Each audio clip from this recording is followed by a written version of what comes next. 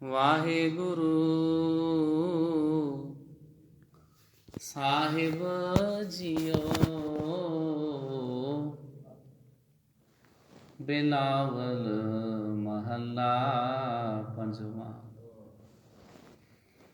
ਗੁਰਪੂਰੈ ਮੇਰੀ ਰਾਖ ਲਈ, ਅੰਮ੍ਰਿਤ ਨਾਮ ਹਿਰਦੇ ਮਹਿ ਦੀਨੋ। ਜਨਮ ਜਨਮ ਕੀ ਮੈਲ ਗਈ, ਰਹਾਉ ਨਿਵਰੇ ਦੂਤ ਦੁਸ਼ਟ ਬੈਰਾਈ। ਗੁਰਪੂਰੇ ਕਾ ਜਪਿਆ ਜਾਪ, ਕਹਾਂ ਕਰੈ ਕੋਈ ਬੇਚਾਰਾ। ਪ੍ਰਭ ਮੇਰੇ ਕਾ ਬੜ ਪ੍ਰਤਾਪ, ਸਿਮਰ ਸਿਮਰ ਸਿਮਰ ਸੁਖ ਪਾਇਆ। ਚਰਨ ਕਮਲ ਰਖ ਮਨ ਮਾਹੀ, ਤਾਂ ਕੀ ਸ਼ਰਨ ਪਰਿਓ ਨਾਨਕ ਦਾਸ। ਜਾਂ ਤੇ ਉਪਰ ਕੋ ਨਾਹੀ, ਤਾਂ ਕੀ ਸ਼ਰਨ ਪਰਿਓ ਨਾਨਕ ਦਾਸ। ਜਾਂ ਤੇ ਉਪਰ ਕੋ ਨਾਹੀ। ਵਾਹਿਗੁਰੂ ਜੀ ਕਾ ਖਾਲਸਾ, ਵਾਹਿਗੁਰੂ ਜੀ ਕੀ ਫਤਿਹ। ਗੁਰੂ ਪਿਆਰੀ ਸਾਧ ਸੰਗਤ ਜੀ, ਅੱਜ ਦਾ ਜਿਹੜਾ ਹੁਕਮਨਾਮਾ ਸਾਹਿਬ ਹੈ, ਆਕਾਰ ਦੇ ਪੱਖੋਂ ਛੋਟਾ ਹੈ। ਗਿਆਨ ਗੁਰੂ ਸਾਹਿਬ ਜੀ ਨੇ ਇਹਦੇ ਵਿੱਚ ਵਿਸ਼ਾਲ ਬਖਸ਼ਿਸ਼ ਕੀਤਾ ਹੈ। ਇਹ ਹੁਕਮਨਾਮਾ ਸਾਹਿਬ ਸੰਗਤਾਂ ਕੀਰਤਨ ਦੇ ਰੂਪ ਵਿੱਚ ਵੀ ਸਰਵਣ ਕਰਦੀਆਂ ਨੇ। ਸ਼ਬਦ ਗੁਰਪੂਰੈ ਮੇਰੀ ਰਾਖ ਲਈ। ਇਸ ਹੁਕਮਨਾਮਾ ਸਾਹਿਬ ਦੀ ਵਿਆਖਿਆ ਕਈ ਵਿਦਵਾਨਾਂ ਨੇ ਕੀਤੀ ਹੈ। ਕਈਆਂ ਨੇ ਬੋਲ ਕੇ ਆਡੀਓ ਵੀਡੀਓ ਰੂਪ 'ਚ, ਕਈ ਗੁਰਮੁਖਾਂ ਨੇ ਪੋਥੀਆਂ ਲਿਖੀਆਂ ਨੇ। ਕਿਉਂਕਿ ਜਦੋਂ ਕਥਾ ਕਰਨੀ ਹੋਵੇ, ਉਹਨਾਂ ਪੋਥੀਆਂ ਦੇ ਉੱਤੇ ਫਿਰ ਨਜ਼ਰ ਮਾਰੀ ਦੀ ਆ ਵੀ ਹੁਕਮਨਾਮਾ ਸਾਹਿਬ ਨਾਲ ਸੰਬੰਧਿਤ ਕਿਹੜੀਆਂ ਸਾਖੀਆਂ ਨੇ। ਇਸ ਹੁਕਮਨਾਮਾ ਸਾਹਿਬ ਦੇ ਵਿੱਚੋਂ ਦੋ ਵਿਸ਼ਿਆਂ ਦੇ ਉੱਤੇ ਜਿਹੜੇ ਅੱਜ ਸਵੇਰੇ ਜਿੰਨਾ ਕੁ ਮੈਨੂੰ ਆ ਸਮਾਂ ਮਿਲਿਆ, ਅੱਧਾ ਪੌਣਾ ਘੰਟਾ ਦਾ, ਉਹਦੇ ਵਿੱਚ ਗੁਰਪੂਰੈ ਮੇਰੀ ਰਾਖ ਲਈ, ਗੁਰੂ ਸਾਹਿਬ ਨੇ ਮੇਰੀ ਇੱਜ਼ਤ ਬਚਾ ਲਈ, ਇਸ ਵਿਸ਼ੇ ਦੇ ਉੱਤੇ ਸਾਖੀਆਂ ਲਿਖੀਆਂ ਨੇ ਬਾਬਾ ਹਰੀ ਸਿੰਘ ਜੀ ਰੰਧਾਵੇ ਵਾਲੇ। ਉਹਨਾਂ ਨੇ ਅੰਮ੍ਰਿਤ ਨਾਮ ਹਿਰਦੇ ਮਹਿ ਦੀਨੋ, ਜਨਮ ਜਨਮ ਕੀ ਮੈਲ ਗਈ। ਹੁਕਮਨਾਮਾ ਸਾਹਿਬ ਦੀ ਇਸ ਪੰਕਤੀ ਨੂੰ ਟੌਪਿਕ ਵਿਸ਼ਾ ਬਣਾਇਆ ਹੈ ਸਿੰਘ ਸਾਹਿਬ ਗਿਆਨੀ ਮੱਲ ਸਿੰਘ ਜੀ। ਉਹ ਅਕਾਲ ਚਲਾਣਾ ਕਰ ਚੁੱਕੇ ਹਨ। ਤਖਤ ਸ੍ਰੀ ਕੇਸਗੜ੍ਹ ਸਾਹਿਬ ਦੇ ਸਿੰਘ ਸਾਹਿਬ ਵੀ ਰਹੇ ਨੇ। ਉਹਨਾਂ ਨੇ ਵੀ ਬਹੁਤ ਗ੍ਰੰਥ ਲਿਖੇ ਨੇ। ਉਹਨਾਂ ਨੇ ਮੈਲ ਦੇ ਵਿਸ਼ੇ ਉੱਤੇ ਲਿਖਿਆ ਵੀ ਅਸੀਂ ਮੈਲੇ ਹਾਂ, ਮੈਲ ਸਾਡੀ ਕਿੱਦਾਂ ਦੂਰ ਹੋ ਸਕਦੀ ਆ। ਬਾਕੀ ਆਪ ਆਪਣੀ ਬੁੱਧ ਹੈ ਜੇਤੀ, ਵਰਨਤ ਭਿੰਨ ਭਿੰਨ ਤੋਹਿ ਦੇਤੀ। ਜਿੰਨੀ ਕੁ ਅਕਾਲ ਪੁਰਖ ਵਾਹਿਗੁਰੂ ਜੀ ਨੇ ਕਿਸੇ ਨੂੰ ਸੋਝੀ ਬਖਸ਼ਿਸ਼ ਕੀਤੀ ਹੁੰਦੀ, ਉਸੇ ਹਿਸਾਬ ਨਾਲ ਆਪਾਂ ਇਹਨਾਂ ਪੰਕਤੀਆਂ ਨੂੰ ਸਮਝਦੇ ਹਾਂ। ਰਹੋ ਵਿਚਾਰ। ਗੁਰੂ ਸਾਹਿਬ ਜੀ ਕਿਰਪਾ ਕਰਨ। ਸ਼ਹੀਦਾਂ ਦੇ ਸਿਰਤਾਜ ਪੰਚਮ ਪਾਤਸ਼ਾਹ ਧੰਨ ਧੰਨ ਸ੍ਰੀ ਗੁਰੂ ਅਰਜਨ ਸਾਹਿਬ ਜੀ ਮਹਾਰਾਜ ਜੀ ਦਾ ਬਖਸ਼ਿਸ਼ ਕੀਤਾ ਹੋਇਆ ਬਿਲਾਵਲ ਰਾਗ ਦੇ ਵਿੱਚ ਸੁਭਾਏਮਾਨ ਗੁਰੂ ਗ੍ਰੰਥ ਸਾਹਿਬ ਜੀ ਦੇ ਪੰਨਾ ਨੰਬਰ 823 ਅਤੇ 24 ਦੇ ਉੱਤੇ ਸੁਭਾਏਮਾਨ ਹੈ ਇਹ ਹੁਕਮਨਾਮਾ ਸਾਹਿਬ। ਸਤਿਗੁਰੂ ਜੀ ਬਖਸ਼ਿਸ਼ ਕਰਦੇ ਨੇ। ਪਹਿਲਾ ਹੀ ਬੰਦ ਰਹਾਉ ਵਾਲਾ ਬੰਦ ਹੈ।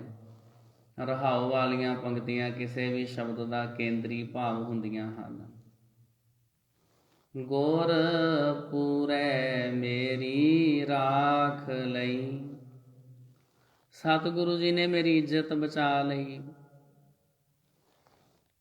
ਇਸ ਵਿਸ਼ੇ ਦੇ ਉੱਤੇ ਆਪ ਸੰਗਤ ਨੂੰ ਕਵਿਤਾ ਇੱਕ ਦਿਨ ਮੈਂ ਸੁਣਾਈ ਸੀ ਇੱਥੇ, ਕੌਡੇ ਰਾਖਸ਼ ਦੀ। ਗੁਰੂ ਸਾਹਿਬ ਨੇ ਮੇਰੀ ਇੱਜ਼ਤ ਰੱਖ ਲਈ। ਨਹੀਂ ਤੇ ਕੌਡਾ ਰਾਖਸ਼ ਤਾਂ ਮੈਨੂੰ ਮਰਦਾਨੇ ਨੂੰ ਤੇਲ ਦੇ ਵਿੱਚ ਤਲ ਕੇ ਖਾ ਹੀ ਚੱਲਿਆ ਸੀ। ਉਹਨੇ ਤਾਂ ਮੈਨੂੰ ਖਤਮ ਹੀ ਕਰ ਦੇਣਾ ਸੀ। ਆਪੂ ਜਿੰਨੇ ਖਹਿੜਾ ਭੁੱਖ ਤੋਂ ਛੁਡਾਇਆ ਏ, ਉਹੀ ਅੱਜ ਕੈਦ ਵਿੱਚ ਭੁੱਖਿਆਂ ਦੀ ਆਇਆ ਏ। ਉਹ ਤੇ ਭੁੱਖਾ ਸੀ ਤੇ ਕੌਡਾ ਰਾਖਸ਼ ਕਹਿੰਦਾ ਸੀ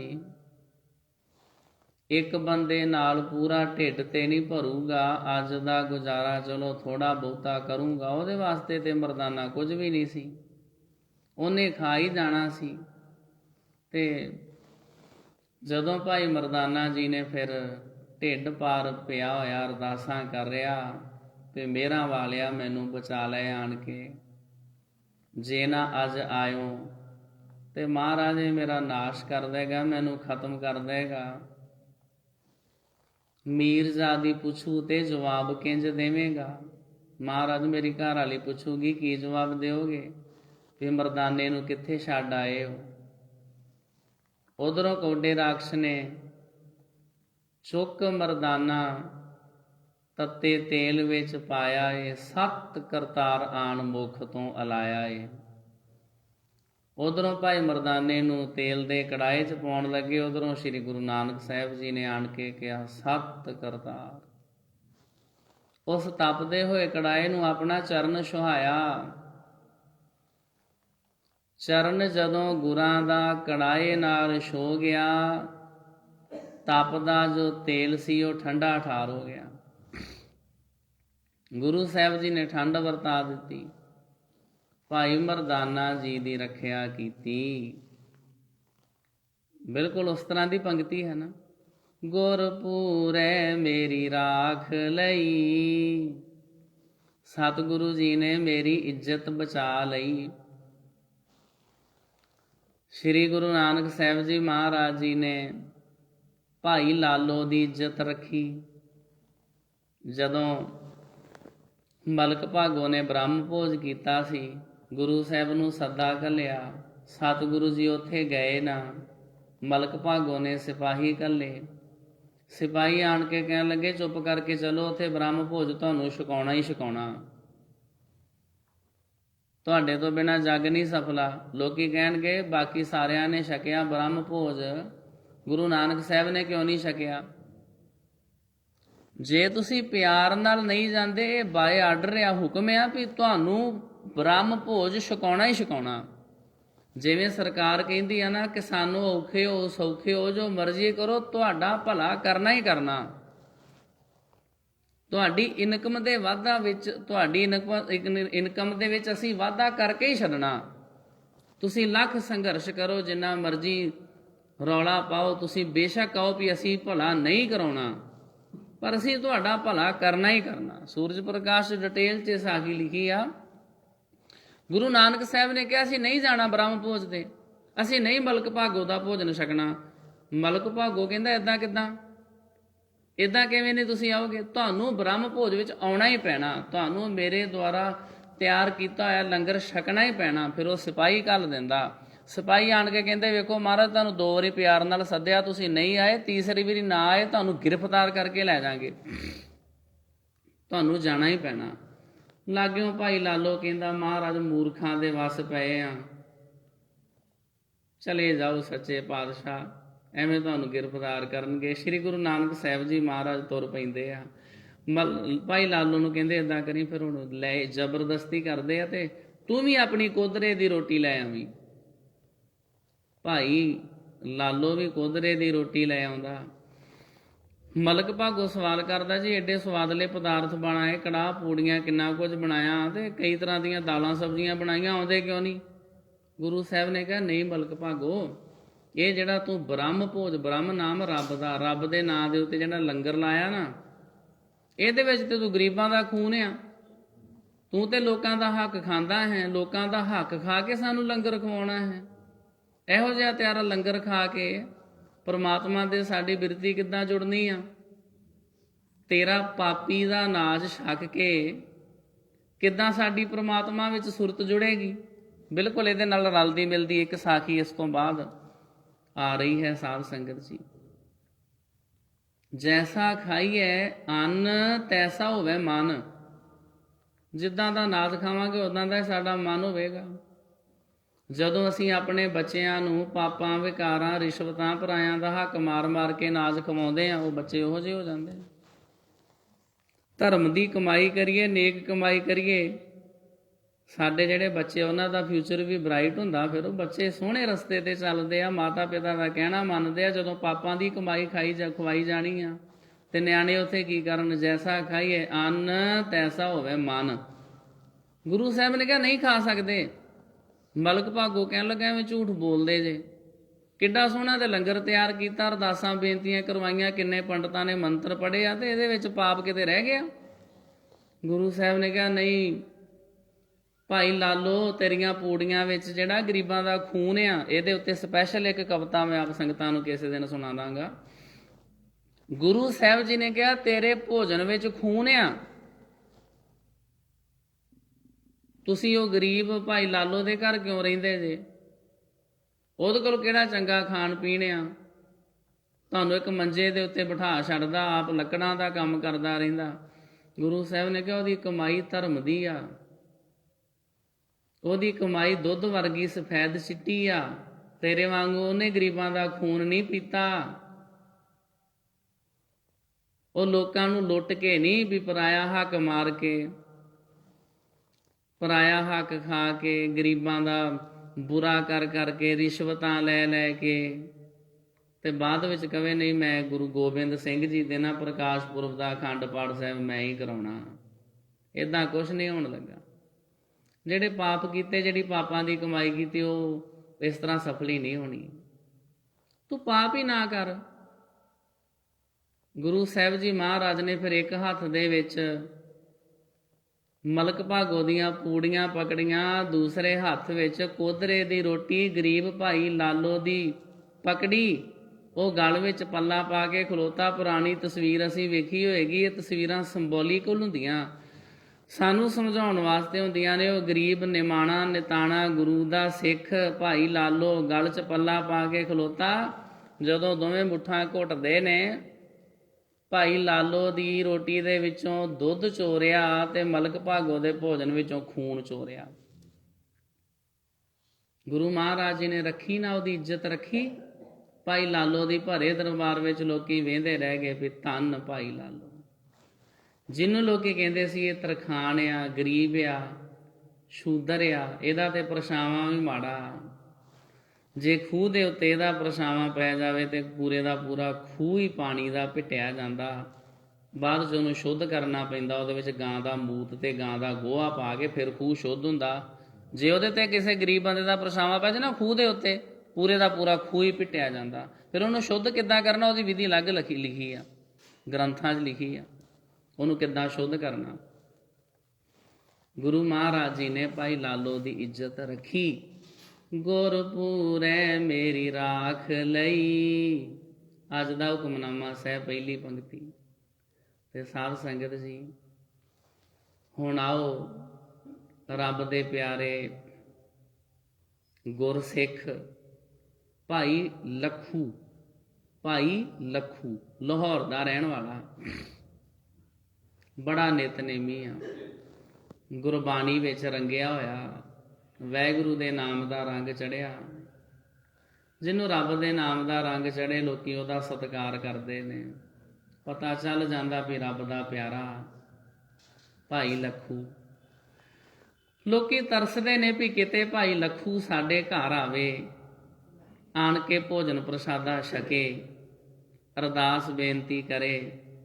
ਇਹ ਜੋ ਮੂੰਹ ਵਿੱਚੋਂ ਕਹਿ ਦੇਗਾ ਉਸੇ ਤਰ੍ਹਾਂ ਹੀ ਹੋ ਜਾਏਗਾ। ਲਾਹੌਰ ਵਿੱਚ ਬੜੇ ਲੋਕੀ ਉਹਦਾ ਸਤਿਕਾਰ ਕਰਦੇ ਆ, ਪਰ ਭਾਈ ਲੱਖੂ ਦੀ ਇੱਕ ਸ਼ਰਤ ਆ। ਇਤਿਹਾਸ ਵਿੱਚ ਮੈਂ ਪੜ੍ਹਿਆ, ਭਾਈ ਲੱਖੂ ਦੀ ਸ਼ਰਤ ਇਹ ਆ, ਉਹ ਕਹਿੰਦਾ ਮੈਂ ਉਹਦੇ ਹੱਥੋਂ ਪ੍ਰਸ਼ਾਦਾ ਛਕਣਾ ਜਿਹਨੂੰ ਜਪਜੀ ਸਾਹਿਬ ਦਾ ਪਾਠ ਕੰਠ ਹੋਵੇ। ਜਿਹਨੂੰ ਜਪਜੀ ਸਾਹਿਬ ਦਾ ਪਾਠ ਆਉਂਦਾ ਹੋਵੇ ਉਹਦੇ ਹੱਥੋਂ ਪ੍ਰਸ਼ਾਦਾ ਛਕਣਾ। ਉਹ ਸਾਡੇ ਵਾਂਗੂ ਨਹੀਂ ਵੀ ਜਿੰਨੇ ਕਿਹਾ ਚਲੋ ਜੀ ਠੀਕ ਹੈ ਚਲੋ ਛਕੀਏ। ਅਸੀਂ ਤੇ ਕਦੇ ਵੀ ਨਹੀਂ ਨਾ ਕਰਦੇ, ਸਾਡਾ ਸਾਰਾ ਸਿਸਟਮ ਹੀ ਬਦਲ ਗਿਆ। ਸਾਨੂੰ ਤੇ ਕੋਈ ਮਲਕ ਭਾਗੋ ਇਨਵਾਈਟ ਕਰੇ, ਅਸੀਂ ਛਾਲਾਂ ਮਾਰਦੇ ਜਾਂਦੇ ਹਾਂ ਵੀ ਇਕੱਲਾ ਪ੍ਰਸ਼ਾਦਾ ਥੋੜਾ, ਇਹ ਨਾਲ 1100 ਰੁਪਈਆ ਵੀ ਦੇ ਸਕਦਾ 5 ਸਿੰਘਾਂ ਨੂੰ, ਨਾਲ ਲੋਈਆਂ ਵੀ ਦੇ ਸਕਦਾ, ਹੋ ਸਕਦਾ ਸਿਆਲ ਵਾਲੇ ਮੋਟੇ ਸੂਟ ਹੀ ਦੇ ਦੇਵੇ। ਸਾਨੂੰ ਮਲਕ ਭਾਗੋ ਸੱਦੇ, ਅਸੀਂ ਤੇ ਆਵਾਜ਼ਾਂ ਮਾਰਦੇ ਜਾਂਦੇ ਆ। ਸਮਾਂ ਹੀ ਚੇਂਜ ਹੋ ਗਿਆ। ਜੈਸਾ ਖਾਈਏ ਅੰਨ ਤੈਸਾ ਹੋਵੇ ਮਨ। ਉਹ ਸਿਮਰਨ ਦੇ ਵਿੱਚ ਮਨ ਕੀ ਲੱਗਣਾ? ਨਾਮ ਦਾ ਰੰਗ ਕਿੱਦਾਂ ਚੜ੍ਹਨਾ ਵਾ? ਜਿਹੜਾ ਭਾਈ ਲੱਖੂ ਉਹਦੇ ਆ ਕੋਈ ਨਿਯਮ ਆ। ਉਹਨੂੰ ਜਦੋਂ ਕੋਈ ਕਹਿੰਦਾ ਨਾ ਭਾਈ ਸਾਹਿਬ ਸਾਡੇ ਘਰ ਪ੍ਰਸ਼ਾਦਾ ਛਕੋਗੇ, ਅੱਗਿਓਂ ਭਾਈ ਲੱਖੂ ਕਹਿੰਦਾ ਤੁਹਾਨੂੰ ਜਪਜੀ ਸਾਹਿਬ ਦਾ ਪਾਠ ਆਉਂਦਾ, ਗੁਰੂ ਨਾਲ ਜੁੜੇ ਜੇ, ਤੁਹਾਡੇ ਘਰ ਦਾ ਮੈਂ ਅਨਾਜ ਤਾਂ ਹੀ ਖਾ ਸਕਦਾ ਮਹਾਰਾਜ ਦੀ ਕੋਈ ਬਾਣੀ ਪੜ੍ਹਦੇ ਜੇ। ਭਾਈ ਲੱਖੂ ਦੇ ਇਸ ਨਿਯਮ ਦਾ ਕਰਕੇ ਲਾਹੌਰ ਦੇ ਵਿੱਚ ਰਹਿਣ ਵਾਲੀਆਂ ਕਈਆਂ ਮਾਈਆਂ ਬੀਬੀਆਂ ਨੇ ਜਪਜੀ ਸਾਹਿਬ ਜੀ ਦਾ ਪਾਠ ਸਿੱਖ ਲਿਆ। ਕਈਆਂ ਨੂੰ ਮਹੀਨਾ ਲੱਗਾ, ਇੱਕ ਇੱਕ ਦੋ ਦੋ ਪੌੜੀਆਂ ਕਰਕੇ, ਕਈਆਂ ਨੂੰ 2-2 ਮਹੀਨੇ ਲੱਗ ਗਏ। ਇਹੋ ਜਿਹਾ ਉਹ ਗੁਰੂ ਦਾ ਪਿਆਰਾ ਹੈ। ਉਸੇ ਲਾਹੌਰ ਦੇ ਵਿੱਚ ਇੱਕ ਸ਼ਾਹ ਵੀ ਰਹਿੰਦਾ ਵਾ, ਸ਼ਾਹੂਕਾਰ ਬੁੱਧੂ ਸ਼ਾਹ। ਹੈ ਬੁੱਧੂ ਆ ਪਰ ਹੈ ਸ਼ਾਹ ਵਾ। ਇਹ ਸ਼ਾਹ ਜ਼ਿਆਦਾਤਰ ਬੁੱਧੂ ਹੀ ਹੁੰਦੇ ਆ। ਜੱਦੀ ਪੁਸ਼ਤੀ ਪ੍ਰੋਪਰਟੀ ਚੱਲੀ ਆਉਂਦੀ ਆ। ਉਹ ਸ਼ਾਹੂਕਾਰ ਆ। ਉਹਨੇ ਨਵਾਂ ਬਿਜ਼ਨਸ ਖੋਲ੍ਹਿਆ, ਕਾਹਦਾ? ਭੱਠੇ ਦਾ। ਉਹ ਚਾਹੁੰਦਾ ਵੀ ਮੇਰਾ ਭੱਠਾ ਬਵੇ ਨਾ, ਮੇਰਾ ਭੱਠਾ ਨਾ ਬੈਠੇ। ਉਹਨੇ ਲੋਕਾਂ ਕੋਲੋਂ ਪੈਸੇ ਵੀ ਫੜੇ ਆ, ਆਵੇ ਲਾਏ ਨੇ। ਕੱਚੀਆਂ ਇੱਟਾਂ ਜਿਵੇਂ ਪਕਾਉਂਦੇ, ਕੱਚੀਆਂ ਇੱਟਾਂ ਬਣਾਈਆਂ, ਥੱਪੀਆਂ, ਫਿਰ ਉਹਨਾਂ ਨੂੰ ਪੱਕਿਆਂ ਕਰਨਾ ਵਾ, ਅੱਗ ਦੇਣੀ ਹੈ ਭੱਠੇ ਨੂੰ। ਉਸ ਤੋਂ ਬਾਅਦ ਫਿਰ ਭੱਠਾ ਖੋਲ੍ਹਣਾ, ਉਹਦੇ ਵਿੱਚੋਂ ਪੱਕੀਆਂ ਲਾਲ ਸੁਰਖ ਇੱਟਾਂ ਨਿਕਲਣੀਆਂ, ਫਿਰ ਉਹ ਮਹਿੰਗੀਆਂ ਵੇਚਣੀਆਂ ਵਾ। ਪਰ ਜਿਨ੍ਹਾਂ ਕੋਲੋਂ ਪੈਸੇ ਫੜੇ ਉਹਨਾਂ ਦੇ ਵਾਪਸ ਕਰਾਂਗੇ, ਕੁਝ ਕੁ ਸਾਨੂੰ ਬਚਤ ਹੋਏਗੀ, ਇਨਕਮ 'ਚ ਹੋਰ ਜ਼ਿਆਦਾ ਵਾਧਾ ਹੋਵੇਗਾ। ਧਾਰਮਿਕ ਕੰਮ ਕਰਨਾ ਵਾ, ਤਾਂ ਕਰਕੇ ਅਰਦਾਸ ਵੀ ਤੇ ਕਿਸੇ ਵੱਡੇ ਕੋਲੋਂ ਹੀ ਕਰਾਉਣੀ ਚਾਹੀਦੀ ਹੈ ਨਾ। ਉਸ ਸਮੇਂ ਗੁਰਤਾ ਗੱਦੀ ਦੇ ਉੱਤੇ ਸ੍ਰੀ ਗੁਰੂ ਅਰਜਨ ਸਾਹਿਬ ਜੀ ਮਹਾਰਾਜ ਬਿਰਾਜਮਾਨ ਨੇ। ਉਹ ਕਹਿੰਦਾ ਵੀ ਸਿੱਖਾਂ ਇਤਿਹਾਸਕ ਨੂੰ ਕੀ ਕਰਨਾ, ਸਿੱਧਾ ਗੁਰੂ ਨੂੰ ਹੀ ਸੱਦ ਲੈਂਦੇ ਆ। ਉਹ ਸਿੱਧਾ ਸ੍ਰੀ ਗੁਰੂ ਅਰਜਨ ਸਾਹਿਬ ਜੀ ਮਹਾਰਾਜ ਕੋਲ ਹੀ ਚਲਿਆ ਗਿਆ। ਉੱਥੇ ਬੇਨਤੀ ਕਰ ਆਇਆ, ਜੀ ਮਹਾਰਾਜ ਇੱਦਾਂ ਕਰਿਓ, ਨਾਲੇ ਆਪ ਆਇਓ, ਨਾਲੇ ਆਪਣੇ ਸਿੰਘਾਂ ਨੂੰ ਲਿਆਇਓ, 5 ਸਿੰਘਾਂ ਨੂੰ ਭੋਜਨ ਪ੍ਰਸ਼ਾਦਾ ਛਕਾ ਕੇ ਤੇ ਗੁਰੂ ਸਾਹਿਬ ਜੀ ਅਰਦਾਸ ਕਰਵਾਉਣੀ ਆ, ਨਵਾਂ ਕੰਮ ਸ਼ੁਰੂ ਕਰਨਾ। ਸ੍ਰੀ ਗੁਰੂ ਅਰਜਨ ਸਾਹਿਬ ਜੀ ਮਹਾਰਾਜ ਕਹਿਣ ਲੱਗੇ ਠੀਕ ਆ। ਗੁਰੂ ਸਾਹਿਬ ਜੀ ਆਏ ਨੇ, ਉਹਨੇ ਬੜੇ ਪਿਆਰ ਨਾਲ ਭੋਜਨ ਪ੍ਰਸ਼ਾਦਾ ਛਕਾਇਆ। ਗੁਰੂ ਸਾਹਿਬ ਜੀ ਭੋਜਨ ਪ੍ਰਸ਼ਾਦਾ ਛਕ ਰਹੇ ਹਨ, ਸਿੱਖ ਛਕ ਰਹੇ ਨੇ ਪ੍ਰਸ਼ਾਦਾ। ਦਰਵਾਜ਼ੇ ਦੇ ਉੱਤੇ ਭਾਈ ਲੱਖੂ ਸਾਹ ਦੇ ਕੰਨੀ, ਜਿਹੜਾ ਭਾਈ ਲੱਖੂ ਆ ਉਹਦੇ ਕੰਨੀ ਖਬਰ ਪਈ ਵੀ ਇਹ ਬੁੱਧੂ ਸ਼ਾਹ ਦੇ ਘਰ ਗੁਰੂ ਅਰਜਨ ਸਾਹਿਬ ਆਏ। ਉਹ ਕਹਿੰਦਾ ਮੈਂ ਵੀ ਦਰਸ਼ਨ ਕਰ ਆਵਾਂ, ਮੈਂ ਵੀ ਦਰਸ਼ਨ ਕਰ ਆਵਾਂ। ਉਹ ਵੀ ਆ ਗਿਆ, ਪ੍ਰਸ਼ਾਦਾ ਛਕਣ ਨਹੀਂ ਆਇਆ, ਉਹ ਦਰਸ਼ਨ ਕਰਨ ਨਹੀਂ ਆਇਆ। ਪ੍ਰਸ਼ਾਦਾ ਤੇ ਉਹਦੇ ਕੋਲੋਂ ਛਕਦਾ ਜਿਹਨੂੰ ਜਪਜੀ ਸਾਹਿਬ ਦਾ ਪਾਠ ਆਉਂਦਾ ਹੋਵੇ। ਇਹ ਸੋਚਦੇ ਵੀ ਸ਼ਾਇਦ ਭੁੱਖਾ ਤੇ ਸ਼ਾਇਦ ਰੋਟੀ ਖਾਣ ਆਇਆ। ਕਈ ਵਾਰੀ ਇਸ ਤਰ੍ਹਾਂ ਲੋਕੀ ਸੋਚ ਲੈਂਦੇ ਵੀ ਪਤਾ ਨਹੀਂ ਖਨੀ ਇਹ ਭੁੱਖੇ ਹੋਣੇ ਆ। ਭਾਈ ਲੱਖੂ ਦਰਵਾਜ਼ੇ ਤੇ ਆਇਆ, ਕਹਿੰਦਾ ਜੀ ਗੁਰੂ ਅਰਜਨ ਸਾਹਿਬ ਜੀ ਮਹਾਰਾਜ ਦੇ ਦਰਸ਼ਨ ਦਿਦਾਰੇ ਕਰਨੇ ਨੇ, ਕਿਤੇ ਉਹਨਾਂ ਦੀ ਸੰਗਤ 'ਚ ਬਹਿ ਕੇ, ਉਹਨਾਂ ਦੀ ਸੰਗਤ 'ਚ ਬਹਿ ਕੇ ਕਿਤੇ 2 ਪ੍ਰਸ਼ਾਦੇ ਮਿਲ ਜਾਣ, ਮੇਰਾ ਵੀ ਜਨਮ ਧੰਨ ਹੋਵੇ। ਜਿਸ ਪ੍ਰਸ਼ਾਦੇ ਦੀ ਅਰਦਾਸ ਗੁਰੂ ਅਰਜਨ ਸਾਹਿਬ ਜੀ ਮਹਾਰਾਜ ਨੇ ਕੀਤੀ ਆ, ਕਿਤੇ ਉਹ ਪ੍ਰਸ਼ਾਦਾ ਮੈਨੂੰ ਮਿਲ ਜਾਵੇ। ਇਹ ਕੜਾਹ ਪ੍ਰਸ਼ਾਦ ਦੀ ਤਾਂ ਹੀ ਮਹਾਨਤਾ ਨਾ, ਗੁਰੂ ਚਰਨਾਂ 'ਚ ਅਰਦਾਸ ਹੋਈ ਆ, ਸਤਿਗੁਰੂ ਜੀ ਕਿਰਪਾ ਕਰਨ ਕਿਤੇ ਮੈਨੂੰ ਵੀ ਕਿਣਕਾ ਮਿਲ ਜਾਵੇ। ਤਾਂ ਹੀ ਕਰਕੇ ਇਹਨੂੰ ਕੁਣਕਾ ਵੀ ਕਹਿੰਦੇ ਆ। ਕੜਾਹ ਪ੍ਰਸ਼ਾਦ ਨੂੰ ਕੁਣਕਾ ਵੀ ਕਹਿੰਦੇ। ਕੁਣਕਾ ਕਿਉਂ ਕਹਿੰਦੇ ਆ? ਇਹ ਕੁਣਕਾ ਸ਼ਬਦ ਕਿਣਕੇ ਤੋਂ ਬਣਿਆ ਵਾ। ਜੇ ਕਿਤੇ ਮਾੜਾ ਜਿਹਾ ਇੱਥੇ ਚਾਦਰ ਤੇ ਕਿਣਕਾ ਵੀ ਡਿੱਗਾ ਹੋਵੇ, ਅਸੀਂ ਉਹ ਵੀ ਚੁੱਕ ਕੇ ਖਾ ਲੈਂਦੇ ਹਾਂ। ਸਤਿਕਾਰ ਆ ਗੁਰੂ ਸਾਹਿਬ ਦੇ ਪ੍ਰਸ਼ਾਦ ਦਾ। ਭਾਈ ਲੱਖੂ ਦੇ ਮਨ ਵਿੱਚ ਇਹੋ ਜਿਹੀ ਭਾਵਨਾ ਵੀ ਜੇ ਕਿਤੇ ਗੁਰੂ ਅਰਜਨ ਸਾਹਿਬ ਜੀ ਮਹਾਰਾਜ ਦੀ ਸੰਗਤ 'ਚ 2 ਪ੍ਰਸ਼ਾਦੇ ਮਿਲ ਜਾਂਦੇ, ਨਾਲੇ ਮਹਾਰਾਜ ਜੀ ਦੇ ਦਰਸ਼ਨ ਦਿਦਾਰੇ ਹੋ ਜਾਂਦੇ, ਦੋਵੇਂ ਕੰਮ ਹੋ ਜਾਣੇ ਸੀ, ਨਾਲੇ ਪੰਗਤ ਨਾਲੇ ਸੰਗਤ।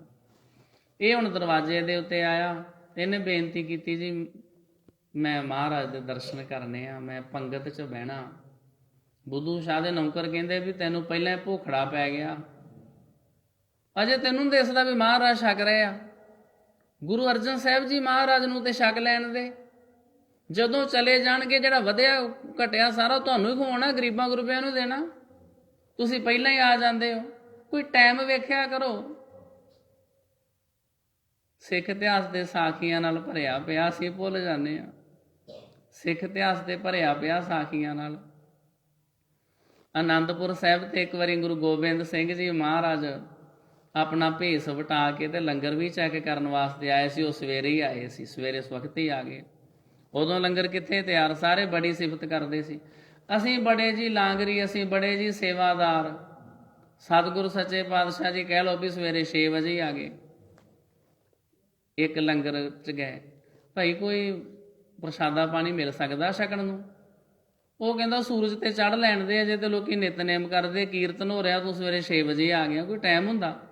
ਗੁਰੂ ਗੋਬਿੰਦ ਸਿੰਘ ਜੀ ਮਹਾਰਾਜ ਨੇ ਭੇਸ ਵਟਾਇਆ, ਮੋੜ ਦਿੱਤਾ। ਅਗਲੇ ਕੋ ਗਏ, ਉਹਨੇ ਵੀ ਇਸੇ ਤਰ੍ਹਾਂ ਦੇ ਸ਼ਬਦ ਬੋਲੇ। ਸੂਰਜ ਪ੍ਰਕਾਸ਼ ਡਿਟੇਲ 'ਚ ਲਿਖੀ ਹੈ ਸਾਖੀ, ਉਹਨੇ ਵੀ ਅੱਗਿਓਂ ਕੌੜਾ ਹੀ ਬੋਲਿਆ। ਭਾਈ ਨੰਦ ਲਾਲ ਜੀ ਦਾ ਲੰਗਰ ਆ, ਉੱਥੇ ਗਏ। ਕਹਿੰਦੇ ਗੁਰਮੁਖਾ ਭੁੱਖ ਬੜੀ ਲੱਗੀ ਆ, ਕੁਝ ਛਕਾ। ਉਹ ਕਹਿਣ ਲੱਗਾ ਜੀ ਜੀ ਆਇਆਂ ਨੂੰ, ਮੇਰੇ ਧੰਨ ਭਾਗ ਤੁਸੀਂ ਆਏ ਹੋ, ਪਰ ਬੇਨਤੀ ਇੱਦਾਂ ਵੀ ਦਾਲ ਅਜੇ ਰਿੱਝ ਰਹੀ ਆ, ਤੁਸੀਂ ਥੋੜ੍ਹਾ ਜਿਹਾ ਬਹਿ ਜਾਓ, ਹੁਣੇ ਤੁਹਾਨੂੰ ਪ੍ਰਸ਼ਾਦਾ ਪਾਣੀ ਛਕਾ ਕੇ ਤੇ ਤੁਹਾਨੂੰ ਤੋਰਨੇ ਆ। ਇਹ ਜਿਹੜੇ ਆਏ ਸੀ ਕਹਿੰਦੇ ਇੱਦਾਂ ਕਰ, ਕਦੋਂ ਤੇਰੀ ਦਾਲ ਬਣੀ, ਕਦੋਂ ਪ੍ਰਸ਼ਾਦੇ ਪੱਕੇ, ਮੈਨੂੰ ਗੁੱਝਾ ਆਟਾ ਹੀ ਦੇ ਦੇ, ਮੈਂ ਆਪੇ ਲਾ ਲਾਂਗਾ। ਇਹ ਵੀ ਤੇ ਬੜੀ ਵੱਡੀ ਗੱਲ ਸੀ ਵੀ ਠੀਕ ਹੈ ਪ੍ਰਸ਼ਾਦੇ ਤੇ 2 ਦਿੱਤੇ ਜਾ ਸਕਦੇ ਆ, ਪਰ ਇਹ ਮੰਗ ਕੋਈ ਲੰਗਰ ਵਿੱਚ ਜਾ ਕੇ ਕਵੇ ਮੈਨੂੰ ਪ੍ਰਸ਼ਾਦਾ ਛਕਾ ਦਿਓ, ਅੱਗੋਂ ਕਹਿਣ ਵੀ ਅਜੇ ਤੇ ਆਟਾ ਗੁੰਨਣ ਵਾਲੀ ਮਸ਼ੀਨ 'ਚੋਂ ਆਟਾ ਹੀ ਕੱਢਿਆ ਤੇ ਲੰਗਰ ਤੈਨੂੰ ਕਿੱਥੋਂ ਛਕਾ ਦਿਓ। ਬੰਦਾ ਕਹੇ ਇੱਦਾਂ ਕਰੋ, ਮੇਰੇ ਕੌਲੇ 'ਚ ਥੋੜ੍ਹਾ ਜਿਹਾ ਗੁੱਝਾ ਆਟਾ ਹੀ ਪਾ ਦਿਓ। ਕਿਹੜਾ ਜਿਹੜਾ ਦਿੰਦੇ ਕਿਤੇ ਇੱਦਾਂ ਨਾ। ਗੁਰੂ ਗੋਬਿੰਦ ਸਿੰਘ ਜੀ ਮਹਾਰਾਜ ਨੇ ਕਿਹਾ ਗੁੱਝਾ ਆਟਾ ਹੀ ਦੇ ਦੇ, ਮੈਂ ਆਪੇ ਲਾ ਲਾਂਗਾ ਕਿਤੇ।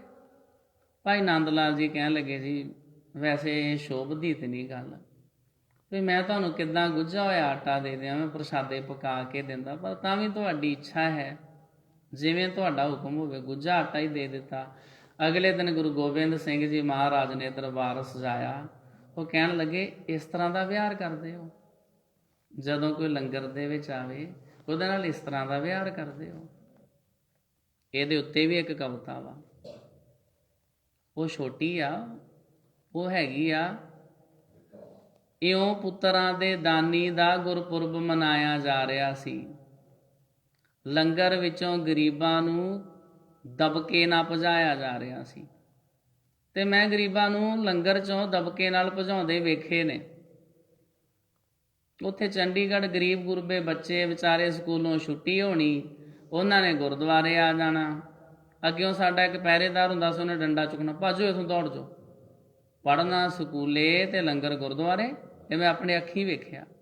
ਉਹਨਾਂ ਵਿਚਾਰਿਆਂ ਨਿਆਣਿਆਂ ਨੇ ਭੱਜ ਜਾਣਾ ਵੀ ਉਹ ਬੱਚਿਆਂ ਦੇ ਰੂਪ 'ਚ ਰੱਬ ਜੀ ਆਉਂਦੇ। ਬੱਚੇ ਤੇ ਵੈਸੇ ਹੀ ਬੱਚੇ ਮੰਨ ਕੇ ਸੱਚੇ, ਉਹ ਬੱਚੇ ਤੇ ਵੈਸੇ ਰੱਬ ਦਾ ਰੂਪ ਹੁੰਦੇ ਆ। ਪਰ ਮੈਂ ਕਈ ਵਾਰੀ ਭਜਾਉਂਦਿਆਂ ਵੇਖਿਆ, ਬਥੇਰੀ ਕਥਾ ਕੀਤੀ, ਬਥੇਰਾ ਸਮਝਾਇਆ, ਪਰ ਉਹ ਲੋਕ ਨਹੀਂ ਸਮਝਦੇ। ਅੱਜ ਭਾਈ ਲੱਖੂ ਆਇਆ, ਬੁੱਧੂ ਸ਼ਾਹ ਕਹਿਣ ਲੱਗਾ ਵੀ ਮਹਾਰਾਜ ਤੇ ਛਕ ਲੈਣਾ, ਠਹਿਰ ਕੇ ਆ ਜਾਵੀਂ। ਆਪ ਸ਼ਬਦ ਬੋਲੇ। ਸਿਪਾਹੀਆਂ ਨੂੰ ਪੁੱਛਿਆ, ਪਹਿਰੇਦਾਰਾਂ ਨੂੰ ਦੱਸੋ ਇਹ ਸਾਰਾ ਪ੍ਰੋਗਰਾਮ ਕੀਤਾ ਕਾਹਦੇ ਸੰਬੰਧ 'ਚ ਆ, ਕਿਉਂ ਮਹਾਰਾਜ ਨੂੰ ਸੱਦ ਕੇ ਲੰਗਰ ਛਕਾਉਣ ਡਏ ਜੇ? ਉਹ ਕਹਿੰਦੇ ਜੀ ਸਾਡੇ ਮਾਲਕ ਬੁੱਧੂ ਸ਼ਾਹ ਨੇ ਆਵਾ ਲਾਇਆ, ਉਹਦੀ ਪੱਕੇ ਹੋਣ ਦੀ ਅਰਦਾਸ ਹੁੰਦੀ ਆ। ਭਾਈ ਲੱਖੂ ਕਹਿਣ ਲੱਗਾ ਜਿੰਨੀਆਂ ਮਰਜ਼ੀ ਅਰਦਾਸਾਂ ਕਰਾ ਲਓ, ਆਵਾ ਤੁਹਾਡਾ ਕੱਚਾ ਹੀ ਨਿਕਲਣਾ, ਆਵਾ ਤੁਹਾਡਾ ਕੱਚਾ ਹੀ ਨਿਕਲਣਾ। ਇੱਦਾਂ ਥੋੜ੍ਹੀ ਆਵੇ ਪੱਕੇ, ਜੇ ਅਰਦਾਸਾਂ ਨਾ ਆਵੇ ਪੱਕੇ ਨਿਕਲਦੇ ਹੁੰਦੇ ਜੋ ਮਰਜ਼ੀ ਕਰੀ ਜਾਓ, ਇਸ ਤਰ੍ਹਾਂ ਨਹੀਂ ਨਿਕਲਣਾ ਕੋਈ। ਲੋ ਸਾਧ ਸੰਗਤ ਜੀ, ਇਸ ਤਰ੍ਹਾਂ ਸਾਧ ਸੰਗਤ ਜੀ ਭਾਈ ਲੱਖੂ ਨੂੰ ਮੋੜ ਦਿੱਤਾ। ਸਮਾਂ ਲੰਘ ਗਿਆ, ਗੱਲ ਆਈ ਗਈ ਹੋ ਗਈ। ਉਹ ਸਮਾਂ ਆਇਆ ਜਦੋਂ ਆਵਾ ਖੋਲ੍ਹਣਾ ਸੀ। ਆਵਾ ਖੋਲ੍ਹਿਆ, ਉਹਦੇ ਵਿੱਚੋਂ ਜਿਹੜੀਆਂ ਇੱਟਾਂ ਨਿਕਲੀਆਂ ਨਾ, ਕੱਚੀਆਂ ਪਿੱਲੀਆਂ ਇੱਟਾਂ। ਬੁੱਧੂ ਸ਼ਾਹ ਬੜਾ ਹੈਰਾਨ ਹੋਇਆ ਵੀ ਮਹਾਰਾਜ ਨੂੰ ਤੇ ਆਪ ਅਰਦਾਸ ਕੀਤੀ ਸੀ। ਗੁਰੂ ਅਰਜਨ ਸਾਹਿਬ ਕੋਲ ਗਿਆ, ਕਹਿਣ ਲੱਗਾ ਸੱਚੇ ਪਾਤਸ਼ਾਹ ਜੀ ਇਹ ਕੀ ਭਾਣਾ ਵਰਤ ਗਿਆ? ਗੁਰੂ ਸਾਹਿਬ ਜੀ ਤੁਹਾਨੂੰ ਵੀ ਸੱਦਿਆ, ਪ੍ਰਸ਼ਾਦਾ ਛਕਾਇਆ, ਸੇਵਾ ਵੀ ਕੀਤੀ, ਇੱਟਾਂ ਤਾਂ ਵੀ ਕੱਚੀਆਂ ਹੀ ਨਿਕਲ ਆਈਆਂ। ਸੱਚੇ ਪਾਤਸ਼ਾਹ ਜੀ ਮੇਰਾ ਤੇ ਭੱਠਾ ਹੀ ਬਹਿ ਗਿਆ, ਮੈਂ ਤੇ ਡੁੱਬ ਜਾਵਾਂਗਾ। ਜਿਨ੍ਹਾਂ ਲੋਕਾਂ ਦੇ ਪੈਸੇ ਦੇਣੇ ਇੱਟਾਂ ਵੇਚ ਕੇ, ਮੈਂ ਉਹਨਾਂ ਦਾ ਕਰਜ਼ਾ ਕਿੱਦਾਂ ਮੋੜਾਂਗਾ। ਸੱਚੇ ਪਾਤਸ਼ਾਹ ਨੇ ਕਿਹਾ ਵੀ ਉਦਣ ਦਾ ਕੌਤਕ ਹੀ ਹੋਇਆ। ਉਹ ਕਹਿਣ ਲੱਗਾ ਜੀ ਬਾਕੀ ਤੇ ਸਭ ਠੀਕ ਹੈ, ਕੋਈ ਕਮਲਾ ਜਿਹਾ ਜਿਹੜਾ ਭਾਈ ਲੱਖੂ ਆ ਉਹ ਬਾਰ-ਬਾਰ ਤੰਗ ਕਰਦਾ ਸੀ, ਉਹਨੂੰ ਥੋੜ੍ਹਾ ਜਿਹਾ ਕਹਿੰਦੇ ਮੇਰੇ ਸਿਪਾਹੀਆਂ ਨੇ ਘੂਰ ਕੇ ਦਬਕਾ ਕੇ ਉਹਨੂੰ ਭਜਾਇਆ ਵੀ ਆ ਜੀ ਠਹਿਰ ਕੇ। ਉਹ ਕਹਿੰਦਾ ਸੀ ਇੱਦਾਂ, ਅਸੀਂ ਨਹੀਂ ਅਸਰ ਕੀਤਾ ਵੀ ਇਹਦੇ ਕਿਹਾ ਕੀ ਹੁੰਦਾ। ਗੁਰੂ ਅਰਜਨ ਸਾਹਿਬ ਜੀ ਮਹਾਰਾਜ ਨੇ ਕਿਹਾ ਨਹੀਂ, ਗੁਰੂ ਦੇ ਸਿੱਖਾਂ ਦੇ ਵਿੱਚ ਹੀ ਸਤਿਗੁਰੂ ਦਾ ਵਾਸਾ ਹੁੰਦਾ। ਗੁਰੂ ਸਾਹਿਬ ਕਿੱਥੇ ਰਹਿੰਦੇ? ਸਿੱਖਾਂ 'ਚ। ਗੁਰ ਸਿੱਖਾਂ ਅੰਦਰ ਸਤਿਗੁਰ ਵਰਤੈ। ਗੁਰੂ ਸਿੱਖਾਂ ਦੇ ਵਿੱਚ ਹੀ ਵਰਤਦਾ ਵਾ। ਜੇ ਗੁਰੂ ਦੇ ਪਿਆਰੇ, ਗੁਰੂ ਦੇ ਸਿੱਖ ਖੁਸ਼ ਹੋ ਗਏ, ਗੁਰੂ ਖੁਸ਼ ਹੋ ਗਿਆ। ਉਹਨੂੰ ਤੇ ਤੁਸੀਂ ਬੇਇੱਜ਼ਤੀ ਕਰਕੇ ਭਜਾਇਆ। ਆਵਾ ਤੁਹਾਡਾ ਕਿੱਦਾਂ ਪੱਕਾ ਨਿਕਲੇ। ਮਹਾਰਾਜ ਹੁਣ ਫਿਰ ਤੁਹਾਡੀ ਅਰਦਾਸ। ਗੁਰੂ ਸਾਹਿਬ ਨੇ ਕਿਹਾ ਅਸੀਂ ਆਪਣਾ ਕੀਤਾ ਹੋਇਆ ਜਿਹੜਾ ਬਚਨ ਆ ਨਾ, ਉਹਨੂੰ ਛੋਟਾ ਕਰ ਲਿਆ ਵਾ। ਸਿੱਖ ਦਾ ਬਚਨ ਵੱਡਾ, ਉਸ ਸਿੱਖ ਦਾ ਬਚਨ ਪੂਰਾ ਕਰਨਾ ਉਹ ਮੇਰਾ ਫਰਜ਼ ਬਣਦਾ ਵਾ। ਸਤਿਗੁਰੂ ਜੀ ਹੁਣ ਫਿਰ ਮੇਰਾ ਆਵਾ ਪੱਕਾ ਨਹੀਂ ਹੋ ਸਕਦਾ, ਨਹੀਂ ਹੋ ਸਕਦਾ। ਸੱਚੇ ਪਾਤਸ਼ਾਹ ਜੀ ਫਿਰ ਹੁਣ ਗੁਰੂ ਸਾਹਿਬ ਨੇ ਕਿਹਾ ਬੇਸ਼ੱਕ ਤੇਰੀਆਂ ਇੱਟਾਂ ਪਿੱਲੀਆਂ ਨੇ, ਪਰ ਵਿਕਣਗੀਆਂ ਪੱਕਿਆਂ ਦੇ ਭਾਅ। ਇੰਨੀਆਂ ਉਦੋਂ ਬਰਸਾਤਾਂ ਪਈਆਂ, ਕੱਚੇ ਕੋਠੇ ਹੁੰਦੇ ਸੀ, ਲੋਕਾਂ ਦੀਆਂ ਧੜਮ ਕਰ ਕਰਕੇ ਗਲੀਆਂ 'ਚ ਕੰਧਾਂ ਡਿੱਗਦੀਆਂ। ਮੈਂ ਆਪ ਵੇਖੀਆਂ ਜਦੋਂ ਬਾਰਿਸ਼ ਪੈਂਦਾ ਸੀ ਨਾ, ਮੀਂਹ ਪੈਂਦਾ ਸੀ, ਜਦੋਂ ਕੱਚੀਆਂ ਕੰਧਾਂ ਹੁੰਦੀਆਂ ਸੀ, ਅੰਦਰ ਬੈਠੇ ਹੋਣਾ ਤੇ ਧੜਮ ਦੀ ਆਵਾਜ਼ ਆਉਣੀ। ਅਸੀਂ ਸੋਚਿਆ ਕਰਨਾ ਉਹ ਫਲਾਨਿਆਂ ਦੀ ਕੰਧ ਬੜੀ ਕਮਜ਼ੋਰ ਸੀ, ਉਹ ਡਿੱਗੀ ਹੋਣੀ ਆ, ਉਹਦੇ ਥੱਲਿਓਂ ਸਾਰਾ ਕਲਰ ਪਿਆ ਸੀ, ਥੱਲਿਓਂ ਕਮਜ਼ੋਰ ਸੀ, ਉਹ ਡਿੱਗ ਗਈ ਹੋਣੀ ਆ। ਜਦੋਂ ਮੀਂਹ ਹਟਣਾ ਵੇਖਣਾ, ਗਲੀਆਂ 'ਚ ਕਦੇ ਕਿਸੇ ਦੀ ਕੰਧ ਡਿੱਗੀ, ਕਦੇ ਕਿਸੇ ਦੀ। ਉਹਨਾਂ ਦਿਨਾਂ ਵਿੱਚ ਵੀ ਬਰਸਾਤ ਬੜੀ ਪਈ, ਮੀਂਹ ਬੜਾ ਪਿਆ, ਲੋਕਾਂ ਦੇ ਬੜੇ ਕੰਧਾਂ ਕੋਠੇ ਡਿੱਗੇ, ਪੱਕੀਆਂ ਇੱਟਾਂ ਕਿਤੇ ਮਿਲਣ ਨਾ। ਡਿਮਾਂਡ ਜ਼ਿਆਦਾ ਸੀ, ਸਪਲਾਈ ਘੱਟ ਸੀ। ਜਿਹੜਾ ਇਕਨੋਮਿਕਸ ਦਾ ਸਾਧ ਸੰਗਤ ਜੀ ਇਹ ਲਾਭ ਆ। ਡਿਮਾਂਡ ਜ਼ਿਆਦਾ ਸੀ, ਸਪਲਾਈ ਘੱਟ ਸੀ, ਤੇ ਭਾਈ ਬੁੱਧੂ ਸ਼ਾਹ ਦੀਆਂ ਜਿਹੜੀਆਂ ਪਿੱਲੀਆਂ ਇੱਟਾਂ ਸੀ ਉਹ ਪੱਕਿਆਂ ਦੇ ਭਾਅ ਗਈਆਂ। ਪਰ ਗੁਰੂ ਸਾਹਿਬ ਜੀ ਨੇ ਭਾਈ ਲੱਖੂ ਦਾ ਬਚਨ, ਉਹਦਾ ਸਤਿਕਾਰ ਕੀਤਾ, ਉਹਦੀ ਇੱਜ਼ਤ ਰੱਖੀ। ਗੁਰਪੂਰੈ ਮੇਰੀ ਰਾਖ ਲਈ। ਗੁਰੂ ਹਰਗੋਬਿੰਦ ਸਾਹਿਬ ਜੀ ਮਹਾਰਾਜ ਨੇ ਵੀ ਕਈਆਂ ਦੀ ਰੱਖਿਆ ਕੀਤੀ ਆ, ਜਿਨ੍ਹਾਂ ਦੇ ਸਥਾਨ ਤੇ ਬੈਠੇ ਆ। ਗੁਰੂ ਹਰਗੋਬਿੰਦ ਸਾਹਿਬ ਜੀ ਮਹਾਰਾਜ ਵੀ ਰੱਖਿਆ ਕਰਦੇ ਹਨ। ਭਾਈ ਬਿਧੀ ਚੰਦ ਗੁਰੂ ਘਰ ਦੇ ਵਾਸਤੇ ਸੰਗਤਾਂ ਦੁਸ਼ਾਲੇ ਲੈ ਕੇ ਆਈਆਂ ਸੀ। ਦੁਸ਼ਾਲੇ ਕਹਿ ਲਓ ਬਹੁਤ ਬੇਸ਼ਕੀਮਤੀ ਬਸਤਰ, ਜਿਵੇਂ ਬਹੁਤਾ ਹੀ ਮਹਿੰਗਾ ਰੁਮਾਲਾ ਹੋਵੇ ਨਾ, ਇੱਦਾਂ ਦੇ ਦੁਸ਼ਾਲੇ ਸੱਚੇ ਪਾਤਸ਼ਾਹ ਜੀ ਦੇ ਉੱਪਰ ਲੈਣ ਵਾਸਤੇ ਬਹੁਤ ਬੇਸ਼ਕੀਮਤੀ ਰੇਸ਼ਮ ਦਾ ਕੱਪੜਾ, ਉਹਦੇ ਉੱਤੇ ਸੋਨੇ ਚਾਂਦੀ ਦੀਆਂ ਤਾਰਾਂ ਦੀ ਕਢਾਈ, ਬੜੇ ਬੇਸ਼ਕੀਮਤੀ ਦੁਸ਼ਾਲੇ ਸਿੱਖ ਸੰਗਤਾਂ ਲੈ ਕੇ ਆ ਰਹੀਆਂ ਸੀ। ਰਾਹ ਦੇ ਵਿੱਚ ਪੱਟੀ ਦੇ ਨਵਾਬ ਨੇ ਖੋਲੇ। ਸੰਗਤਾਂ ਨੇ ਆਣ ਕੇ ਬੇਨਤੀ ਕੀਤੀ, ਸੱਚੇ ਪਾਤਸ਼ਾਹ ਜੀ ਲਿਆਏ ਤੇ ਤੁਹਾਡੇ ਵਾਸਤੇ ਸਾਂ। ਖੋਹ ਲਏ ਨੇ ਪੱਟੀ ਦੇ ਨਵਾਬ ਨੇ। ਛੇਵੇਂ ਪਾਤਸ਼ਾਹ ਨੇ ਕਿਹਾ ਸਾਧ ਸੰਗਤ ਜੀ ਕੋਈ ਨਹੀਂ, ਤੁਸੀਂ ਮਾਯੂਸ ਨਾ ਹੋ, ਤੁਹਾਡੀ ਭੇਟਾ ਸਾਡੇ ਤੱਕ ਪਹੁੰਚ ਗਈ। ਤੁਸੀਂ ਘਰੋਂ ਲੈ ਕੇ ਚੱਲੇ ਸੀ ਸਾਡੇ ਵਾਸਤੇ, ਸਾਡੇ ਤੱਕ ਪਹੁੰਚ ਗਈ ਆ। ਹੁਣ ਉੱਥੋਂ ਕਿਵੇਂ ਲਿਆਉਣੇ ਆ, ਉਹ ਸਾਡੀ ਜ਼ਿੰਮੇਵਾਰੀ ਆ। ਭਾਈ ਬਿਧੀ ਚੰਦ ਜੀ ਨੂੰ ਹੁਕਮ ਹੋਇਆ। ਭਾਈ ਬਿਧੀ ਚੰਦ ਨੇ ਭੇਸ ਵਟਾਇਆ। 9 ਲੱਖੀ ਪੱਟੀ। ਉੱਥੇ ਜਿਹੜਾ ਸਾਲ ਦਾ ਟੈਕਸ ਸੀ 9 ਲੱਖ ਰੁਪਈਆ ਉਦੋਂ ਦਾ ਬਣਦਾ ਸੀ। ਏਡਾ ਉਹ ਵੱਡਾ ਤੇ ਮਹਾਨ ਨਵਾਬਾਂ, ਰਾਜਿਆਂ, ਮਹਾਰਾਜਿਆਂ ਦਾ ਸ਼ਹਿਰ ਆ ਤਰਨ ਤਾਰਨ ਦੇ ਲਾਗੇ ਪੱਟੀ। ਤੇ ਉੱਥੋਂ ਭਾਈ ਬਿਧੀ ਚੰਦ ਜੀ ਦੁਸ਼ਾਲੇ ਕੱਢ ਲਿਆਏ। ਬੜੀ ਹੱਥ ਦੀ ਸਫਾਈ ਸੀ। ਪਹਿਲਾਂ ਚੋਰੀਆਂ ਕਰਦੇ ਹੁੰਦੇ ਸੀ, ਬਾਅਦ 'ਚ ਗੁਰੂ ਜੀ ਦੇ ਸਿੱਖ ਬਣ ਗਏ। ਦਿਮਾਗ ਤੇ ਉਹਨਾਂ ਹੀ ਤੇਜ਼ ਸੀ, ਬਸ ਉਹਨੂੰ ਚੰਗੇ ਕੰਮਾਂ ਵਾਸਤੇ ਵਰਤਣ ਲੱਗ ਪਏ ਵੀ ਗੁਰੂ ਦੀ ਚੀਜ਼ ਗੁਰੂ ਤੱਕ ਕਿੱਦਾਂ ਲਿਆਉਣੀ ਆ। ਕਦੇ ਭਾਈ ਬਿਧੀ ਚੰਦ ਜੀ ਘੋੜੇ ਕੱਢ ਕੇ ਲਿਆਉਂਦੇ ਆ, ਕਦੇ ਜੋਤਸ਼ੀ ਦਾ ਭੇਸ ਧਾਰਨ ਕਰਕੇ ਜਾਂਦੇ ਆ, ਤੇ ਕਦੇ ਇੱਕ ਨੌਕਰ ਦਾ ਭੇਸ ਧਾਰਨ ਕਰਕੇ ਜਾਂਦੇ ਆ, ਕਦੇ ਦੁਸ਼ਾਲੇ ਕੱਢ ਕੇ ਲਿਆਉਂਦੇ ਆ। ਇੰਨੇ ਜ਼ਿਆਦਾ ਚਤੁਰ, ਇੰਨੇ ਜ਼ਿਆਦਾ ਸਿਆਣੇ, ਇੰਨੇ ਜ਼ਿਆਦਾ ਸ਼ਾਰਪ ਮਾਈਂਡ ਇਹਨਾਂ ਦਿਮਾਗ ਤੇਜ਼ ਵੀ ਕਿਸੇ ਨੂੰ ਕੰਨੋਂ ਕੰਨੀ ਖਬਰ ਨਹੀਂ ਹੋਣ ਦਿੰਦੇ ਵੀ ਕੀ ਹੋ ਗਿਆ। ਭਾਈ ਬਿਧੀ ਚੰਦ ਜੀ ਕੱਢ ਲਿਆਏ ਦੁਸ਼ਾਲੇ ਸਿੰਘ। ਇਹਦੇ ਤੇ ਵੀ ਇੱਕ ਕਵਿਤਾ ਵਾ, ਸਿੰਘ ਜਾਂ ਦੁਸ਼ਾਲੇ ਲੈ ਗਿਆ, ਮਗਰੋਂ ਝੱਟ ਰੌਲਾ ਪੈ ਗਿਆ, ਮੁਗਲਾਂ ਮਾਰੇ ਲਲਕਾਰੇ, ਮੱਲ ਲੈ ਸੀ ਪਾਸੇ ਚਾਰੇ, ਥਾਂ ਕੋਈ ਨਾ ਲੁਕਣ ਜੋਗਾ ਰਹਿ ਗਿਆ ਜੀ। ਗੁਰਾਂ ਜੀ ਨੂੰ ਚੇਤੇ ਕਰਕੇ ਭਾਈ ਬਿਧੀ ਚੰਦ ਭੱਠੀ ਵਿੱਚ ਬਹਿ ਗਿਆ। ਆਲੇ ਦੁਆਲੇ ਵੇਂਦਾ ਵੀ ਮੈਨੂੰ ਤੇ ਘੇਰਾ ਪੈ ਗਿਆ, ਆਲੇ ਦੁਆਲੇ ਸਿਪਾਹੀ ਸਿਪਾਹੀ, ਪੁਲਿਸ ਹੀ ਪੁਲਿਸ, ਤੇ ਮੈਂ ਹੁਣ ਕਿੱਧਰ ਜਾਵਾਂ। ਇੱਕ ਉੱਥੇ ਪਠਿਆਰਾ ਦਾਣੇ ਭੁੰਨਦਾ ਪਿਆ ਸੀ, ਉਹਨੂੰ ਬੇਨਤੀ ਕੀਤੀ ਵੀ ਤੇਰੇ ਕੋਲ ਕੋਈ ਲੁਕਣ ਵਾਸਤੇ ਥਾਂ ਨਹੀਂ ਹੈ, ਕੋਈ ਛੋਟਾ ਮੋਟਾ ਕੋਠਾ ਕੋਈ ਹੋਵੇ, ਮੈਂ ਲੁਕ ਜਾਵਾਂ, ਮੈਨੂੰ ਤੇ ਘੇਰਾ ਪੈ ਗਿਆ ਸਾਰੇ ਪਾਸਿਓਂ, ਮੇਰੇ ਕੋਲ ਗੁਰੂ ਸਾਹਿਬ ਦੀ ਚੀਜ਼ ਆ, ਦੁਸ਼ਾਲੇ ਆ, ਮੈਂ ਲੈ ਕੇ ਜਾਣਾ ਚਾਹੁੰਦਾ ਹਾਂ। ਉਹ ਕਹਿਣ ਲੱਗਾ ਵੀ ਗੁਰੂ ਦੇ ਸਿੱਖਾ ਮੇਰੇ ਕੋਲ ਕੁਛ ਨਹੀਂ, ਮੇਰੇ ਕੋਲ ਤੇ ਆ ਭੱਠੀ ਆ ਬਸ, ਘਰ ਮੇਰਾ ਬੜੀ ਦੂਰ ਆ। ਉਹਨੇ ਥੋੜਾ ਮਖੌਲ ਕਹਿ ਲੋ, ਟੀਚਰ ਕਹਿ ਲੋ, ਜੋ ਵੀ ਉਹਨੇ ਕਿਹਾ ਜੀ ਏਦਾਂ ਵੀ ਮੇਰੇ ਕੋਲ ਤੇ ਭੱਠੀ ਆ, ਇਹ ਤੇਰੇ ਕੰਮ ਆਉਂਦੀ ਤੇ ਇਹਦੇ ਚ ਲੁਕ ਜਾ। ਭੱਠੀ ਵਿੱਚ ਤੇ ਅੱਗ ਬਲਦੀ ਪਈ ਸੀ। ਭਾਈ ਬਿਧੀ ਚੰਦ ਕਹਿਣ ਲੱਗਾ ਕੋਈ ਗੱਲ ਨਹੀਂ। ਸ੍ਰੀ ਗੁਰੂ ਹਰਗੋਬਿੰਦ ਸਾਹਿਬ ਜੀ ਮਹਾਰਾਜ ਨੂੰ ਚੇਤੇ ਕਰਕੇ ਭਾਈ ਬਿਧੀ ਚੰਦ ਜੀ ਉਸ ਬਲਦੀ ਹੋਈ ਅੱਗ ਦੀ ਭੱਠੀ 'ਚ ਵੜ ਗਏ। ਸ੍ਰੀ ਗੁਰੂ ਹਰਗੋਬਿੰਦ ਸਾਹਿਬ ਜੀ ਮਹਾਰਾਜ ਸਿੱਖਾਂ ਨੂੰ ਕਹਿਣ ਲੱਗੇ ਏਦਾਂ ਕਰੋ, ਛੇਤੀ ਛੇਤੀ ਸਰੋਵਰ 'ਚੋਂ ਜਲ ਦੀਆਂ ਗਾਗਰਾਂ ਭਰ ਕੇ ਲਈ ਆਓ, ਸਾਡੇ ਸਰੀਰ ਦੇ ਉੱਤੇ ਪਾਈ ਜਾਓ। ਸਿੱਖੋ ਜਲ ਦੀਆਂ ਗਾਗਰਾਂ ਪਾਈ ਗਏ। ਤੇ ਸਾਧ ਸੰਗਤ ਜੀ ਫਿਰ ਗੁਰੂ ਹਰਗੋਬਿੰਦ ਸਾਹਿਬ ਜੀ ਮਹਾਰਾਜ ਨੇ ਕਿਹਾ ਫਤਿਹ ਕਰੋ। ਹੁਣ ਪੁਲਿਸ ਦਾ ਘੇਰਾ ਖਤਮ ਹੋ ਗਿਆ, ਪੁਲਿਸ ਸਿਪਾਹੀ ਲਾਂਭੇ ਚਲੇ ਗਏ। ਭਾਈ ਬਿਧੀ ਚੰਦ ਭੱਠੀ ਦੇ ਵਿੱਚੋਂ ਨਿਕਲਿਆ। ਪਠਿਆਰਾ ਕਹਿਣ ਲੱਗਾ ਵੀ ਗੁਰੂ ਦੇ ਸਿੱਖਾਂ ਤੋਂ ਧੰਨ ਹੈ। ਇਹ ਭੱਠੀ ਦੀ ਹਾਲਤ ਇਸ ਤਰ੍ਹਾਂ ਦੀ ਹੋ ਗਈ ਜਿਵੇਂ ਪਿਛਲੇ 2 ਦਿਨਾਂ ਤੋਂ ਕਿਸੇ ਨੇ ਇਹਦੇ ਵਿੱਚ ਅੱਗ ਬਾਲੀ ਨਾ ਹੋਵੇ। ਤੂੰ ਧੰਨ ਹੈ। ਭਾਈ ਬਿਧੀ ਚੰਦ ਕਹਿਣ ਲੱਗਾ ਮੈਂ ਧੰਨ ਨਹੀਂ ਹਾਂ, ਮੇਰੇ ਗੁਰੂ ਹਰਗੋਬਿੰਦ ਸਾਹਿਬ ਜੀ ਮਹਾਰਾਜ ਧੰਨ ਹਨ। ਇਹ ਸਾਰੀ ਉਹਨਾਂ ਦੀ ਵਡਿਆਈ ਆ।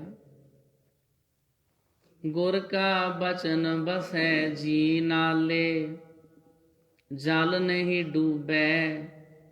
ਜੇ ਗੁਰੂ ਸਾਹਿਬ ਜੀ ਕਿਰਪਾ ਕਰਨ ਵਾਲੇ ਹੋਣ ਤੇ ਫਿਰ ਬੰਦਾ ਪਾਣੀ 'ਚ ਵੀ ਨਹੀਂ ਡੁੱਬਦਾ।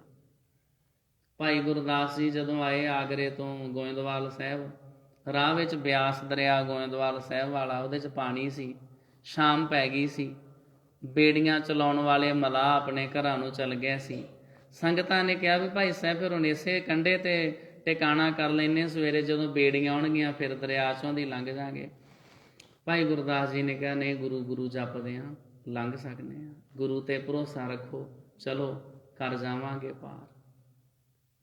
ਮਹਾਰਾਜਾ ਰਣਜੀਤ ਸਿੰਘ ਵੀ ਤੇ ਗੁਰੂ ਜਪਦੇ ਆਪਣੇ ਸਿੱਖਾਂ ਬਹਾਦਰਾਂ ਦੇ ਸਹਿਤ ਅਟਕ ਦਰਿਆ ਨੂੰ ਪਾਰ ਕਰ ਗਏ ਸੀ ਨਾ। ਦਰਿਆ ਦਾ ਨਾਂ ਹੀ ਅਟਕ ਸੀ। ਅਟਕ ਦਾ ਮਤਲਬ ਹੁੰਦਾ ਰੋਕ, ਜਿਹੜਾ ਕਿਸੇ ਨੂੰ ਲੰਘਣ ਹੀ ਨਹੀਂ ਸੀ ਦਿੰਦਾ। ਤੇ ਗੁਰਸਿੱਖ ਤੇ ਉਹਨੂੰ ਵੀ ਪਾਰ ਕਰ ਗਏ ਸੀ। ਭਾਈ ਗੁਰਦਾਸ ਜੀ ਅਤੇ ਸੰਗਤਾਂ ਸ਼ਾਮ ਦੇ ਸਮੇਂ ਬਿਆਸ ਦਰਿਆ ਤੇ ਉਦੋਂ ਪੁਲ ਨਹੀਂ ਸੀ ਹੁੰਦਾ, ਦਰਿਆ ਦੇ ਵਿੱਚੋਂ ਤੁਰ ਕੇ ਗੁਰੂ ਜਪਦਿਆਂ ਹੀ ਲੰਘ ਗਏ।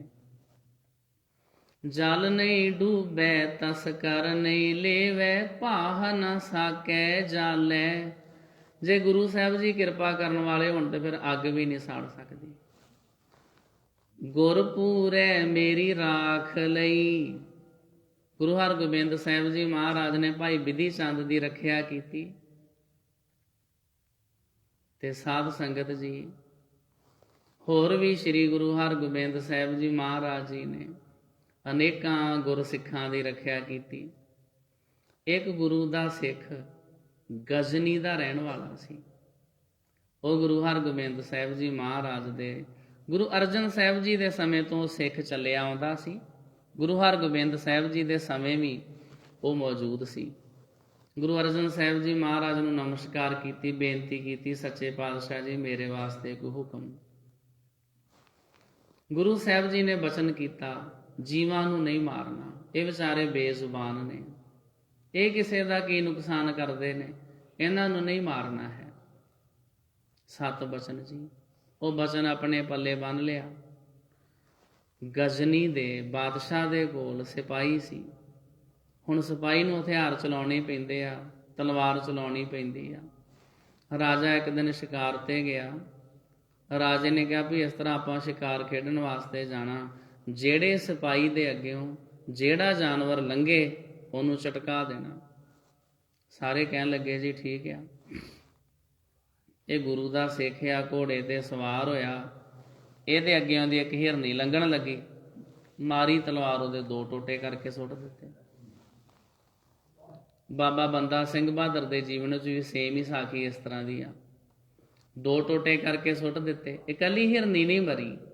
ਜਦੋਂ ਉਹਦਾ ਪੇਟ ਪਾੜ ਕੇ ਵੇਖਿਆ, ਉਹ ਗਰਭਵਤੀ ਸੀ, ਵਿੱਚੋਂ 2 ਨਿੱਕੇ ਨਿੱਕੇ ਮਾਸੂਮ ਹਿਰਨੀ ਦੇ ਬੱਚੇ ਨਿਕਲੇ, ਉਹ ਵੀ ਤੜਫ ਤੜਫ ਕੇ ਮਰ ਗਏ। ਗੁਰੂ ਦੇ ਸਿੱਖ ਨੂੰ ਬੜਾ ਮਨ ਨੂੰ ਮਹਿਸੂਸ ਹੋਇਆ। ਮਨਾ ਇੱਕ ਵਾਰ ਨਾਲ 3 ਸ਼ਿਕਾਰ ਕਰ ਦਿੱਤੇ।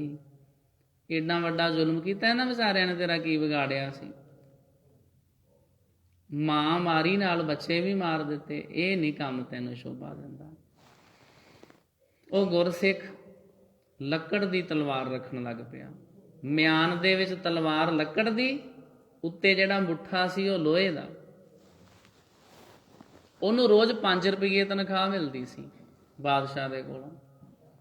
ਉਹਨੂੰ ਸਰਦਾਰ ਦੇ ਉਹਦੇ ਦੀ ਤਨਖਾਹ ਮਿਲਦੀ ਸੀ, ਫੌਜ ਦਾ ਸਰਦਾਰ ਆ। ਈਰਖਾ ਦਵੈਸ਼ ਕਰਨ ਵਾਲੇ ਜਿਹੜੇ ਸੀ ਨਾ, ਜੈਲਸੀ ਕਰਨ ਵਾਲੇ, ਉਹਨਾਂ 'ਚੋਂ ਇੱਕ ਨੂੰ ਇੱਕ ਦਿਨ ਉਹਨੇ ਵੇਖ ਲਿਆ ਵੀ ਇਹਦੇ ਲੱਕੜ ਦੀ ਤਲਵਾਰ ਲਈ ਫਿਰਦਾ। ਸ਼ਿਕਾਇਤ ਕਰ ਦਿੱਤੀ। ਬਾਦਸ਼ਾਹ ਨੇ ਵੀ ਸੋਚਿਆ ਵੀ ਹੁਣ ਸਿਆਣਾ ਬਿਆਣਾ ਬੰਦਾ, ਇਹਦੀ ਪਰਖ ਕਿੱਦਾਂ ਕਰੀਏ। ਤਾਂ ਸਾਧ ਸੰਗਤ ਜੀ, ਬਾਦਸ਼ਾਹ ਕਹਿਣ ਲੱਗਾ ਵੀ ਅੱਜ ਸਾਰਿਆਂ ਦੀਆਂ ਤਲਵਾਰਾਂ ਚੈੱਕ ਕਰਾਂਗੇ। ਪਹਿਲਾਂ ਬਾਦਸ਼ਾਹ ਨੇ ਆਪਣੀ ਤਲਵਾਰ ਕੱਢ ਕੇ ਵਿਖਾਈ, ਦੇਖੋ ਲਿਸ਼ਕਦੀ, ਕਿੱਡੇ ਸੋਹਣੇ ਲੋਹੇ ਦੀ ਬਣੀ।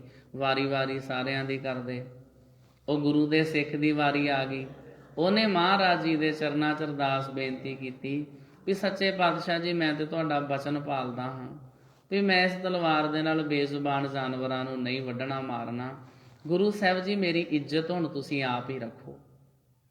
ਜਦੋਂ ਗੁਰੂ ਦੇ ਸਿੱਖ ਦੀ ਵਾਰੀ ਆਈ, ਉਹਨੇ ਮਿਆਨ ਦੇ ਵਿੱਚੋਂ ਤਲਵਾਰ ਕੱਢੀ ਤੇ ਸਾਧ ਸੰਗਤ ਜੀ ਲਿਸ਼ਕਦੀ ਤਲਵਾਰ ਲੋਹੇ ਦੀ।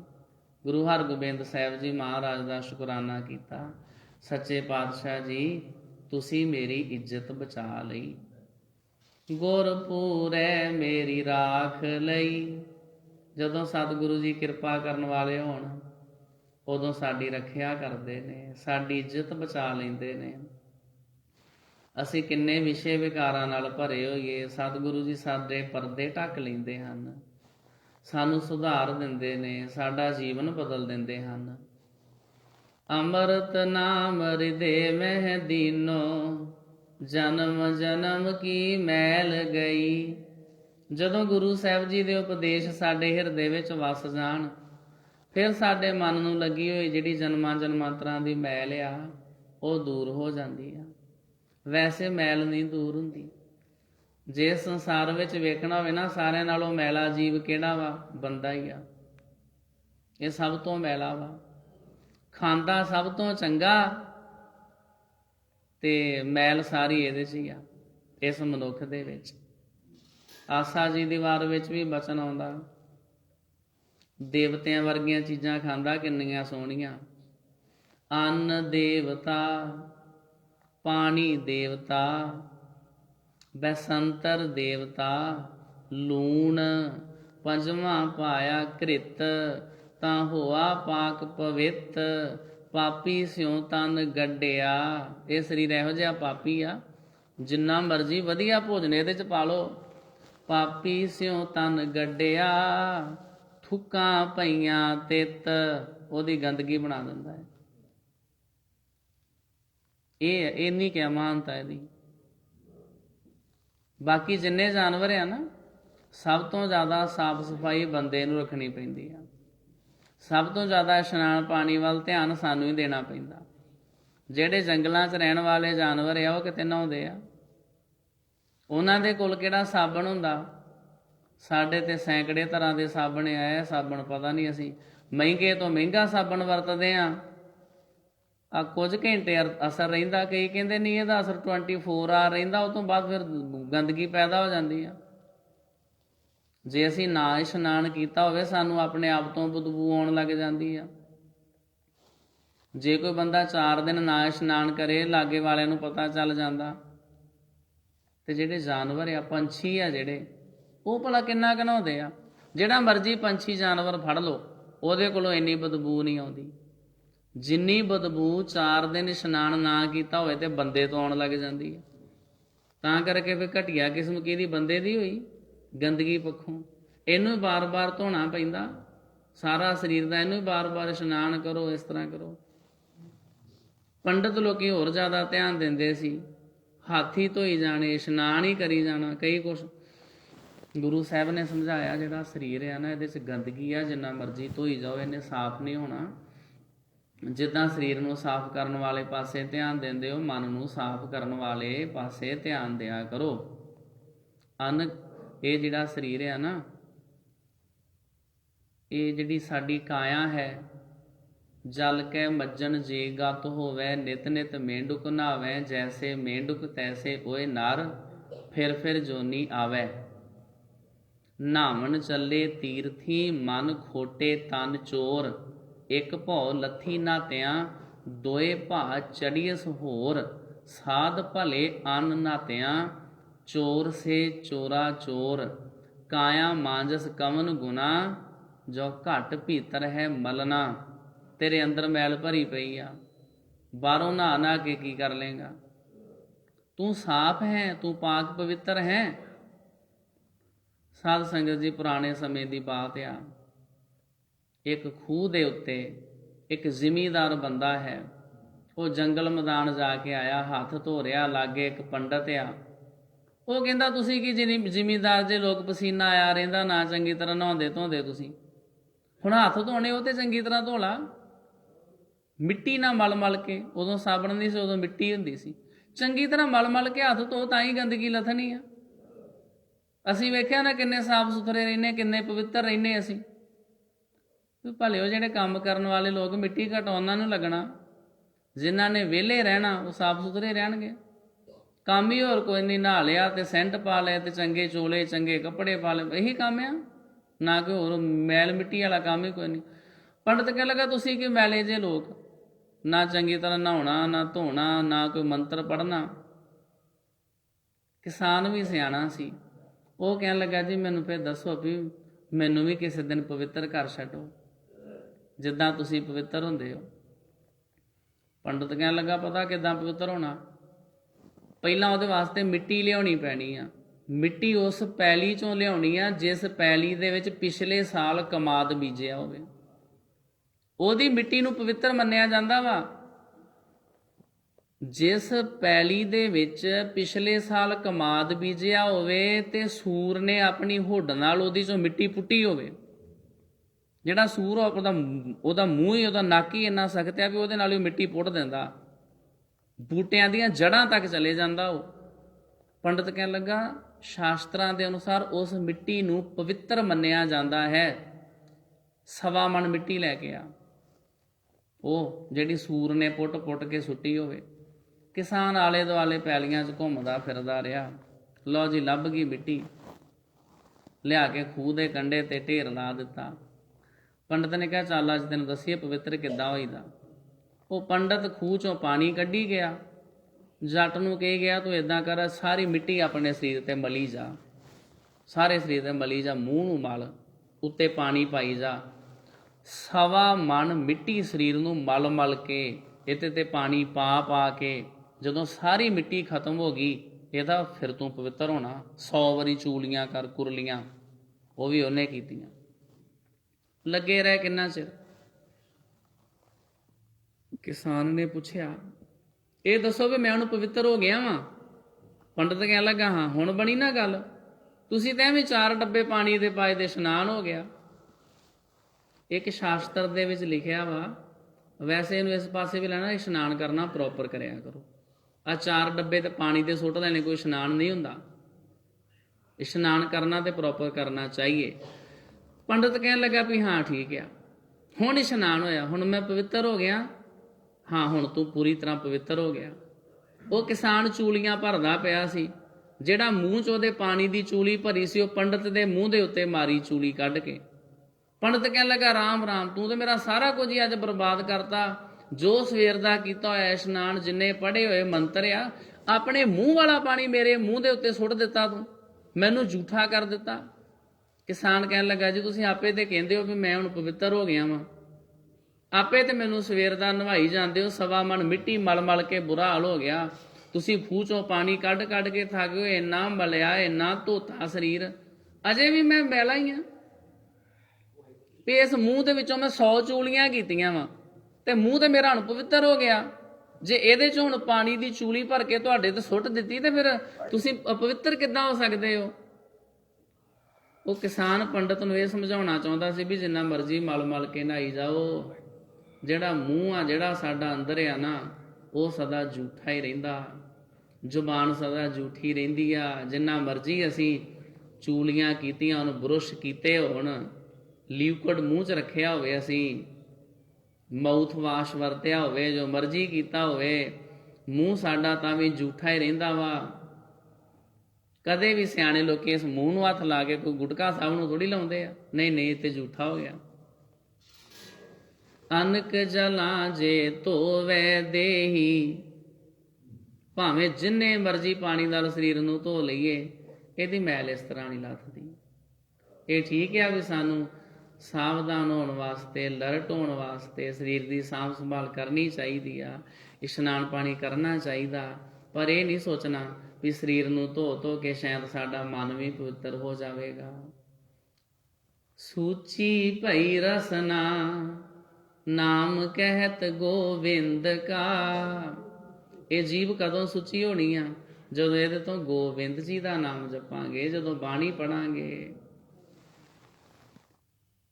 ਅੰਮ੍ਰਿਤ ਨਾਮ ਹਿਰਦੇ ਮਹਿ ਦੀਨੋ, ਜਨਮ ਜਨਮ ਕੀ ਮੈਲ ਗਈ। ਜਦੋਂ ਗੁਰੂ ਸਾਹਿਬ ਜੀ ਅੰਮ੍ਰਿਤ ਨਾਮ ਸਾਡੇ ਹਿਰਦੇ 'ਚ ਦਿੰਦੇ, ਉਪਦੇਸ਼ ਗੁਰੂ ਦੇ ਵਸਦੇ, ਫਿਰ ਜਨਮਾਂ ਜਨਮਾਂਤਰਾਂ ਦੀ ਲੱਗੀ ਹੋਈ ਜਿਹੜੀ ਸਾਧ ਸੰਗਤ ਜੀ ਸਾਡੀ ਮੈਲ ਹੈ, ਉਹ ਲੱਥ ਜਾਂਦੀ ਹੈ।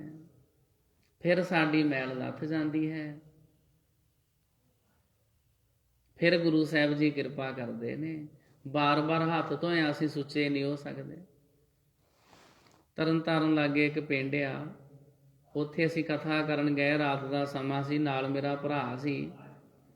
ਉਹ ਬੰਦਾ ਹੱਥ ਹੀ ਧੋਈ ਜਾਵੇ, ਅਸੀਂ ਸ਼ਰਧਾ ਨਾਲ ਧੋਈ ਜਾਈਏ, ਵੀ ਇਹਨੂੰ ਕਹੀਏ ਕਿ ਪਹਿਲਾਂ ਉਹਨੇ ਪ੍ਰਸ਼ਾਦਾ ਛਕਾਉਣ ਤੋਂ ਪਹਿਲਾਂ ਹੱਥ ਧੋਏ, ਅਸੀਂ ਤਾਂ ਵੀ ਧੋ ਲਏ। ਪ੍ਰਸ਼ਾਦਾ ਛਕਾ ਕੇ ਹੱਥ ਧੋਏ, ਅਸੀਂ ਫਿਰ ਧੋ ਲਏ।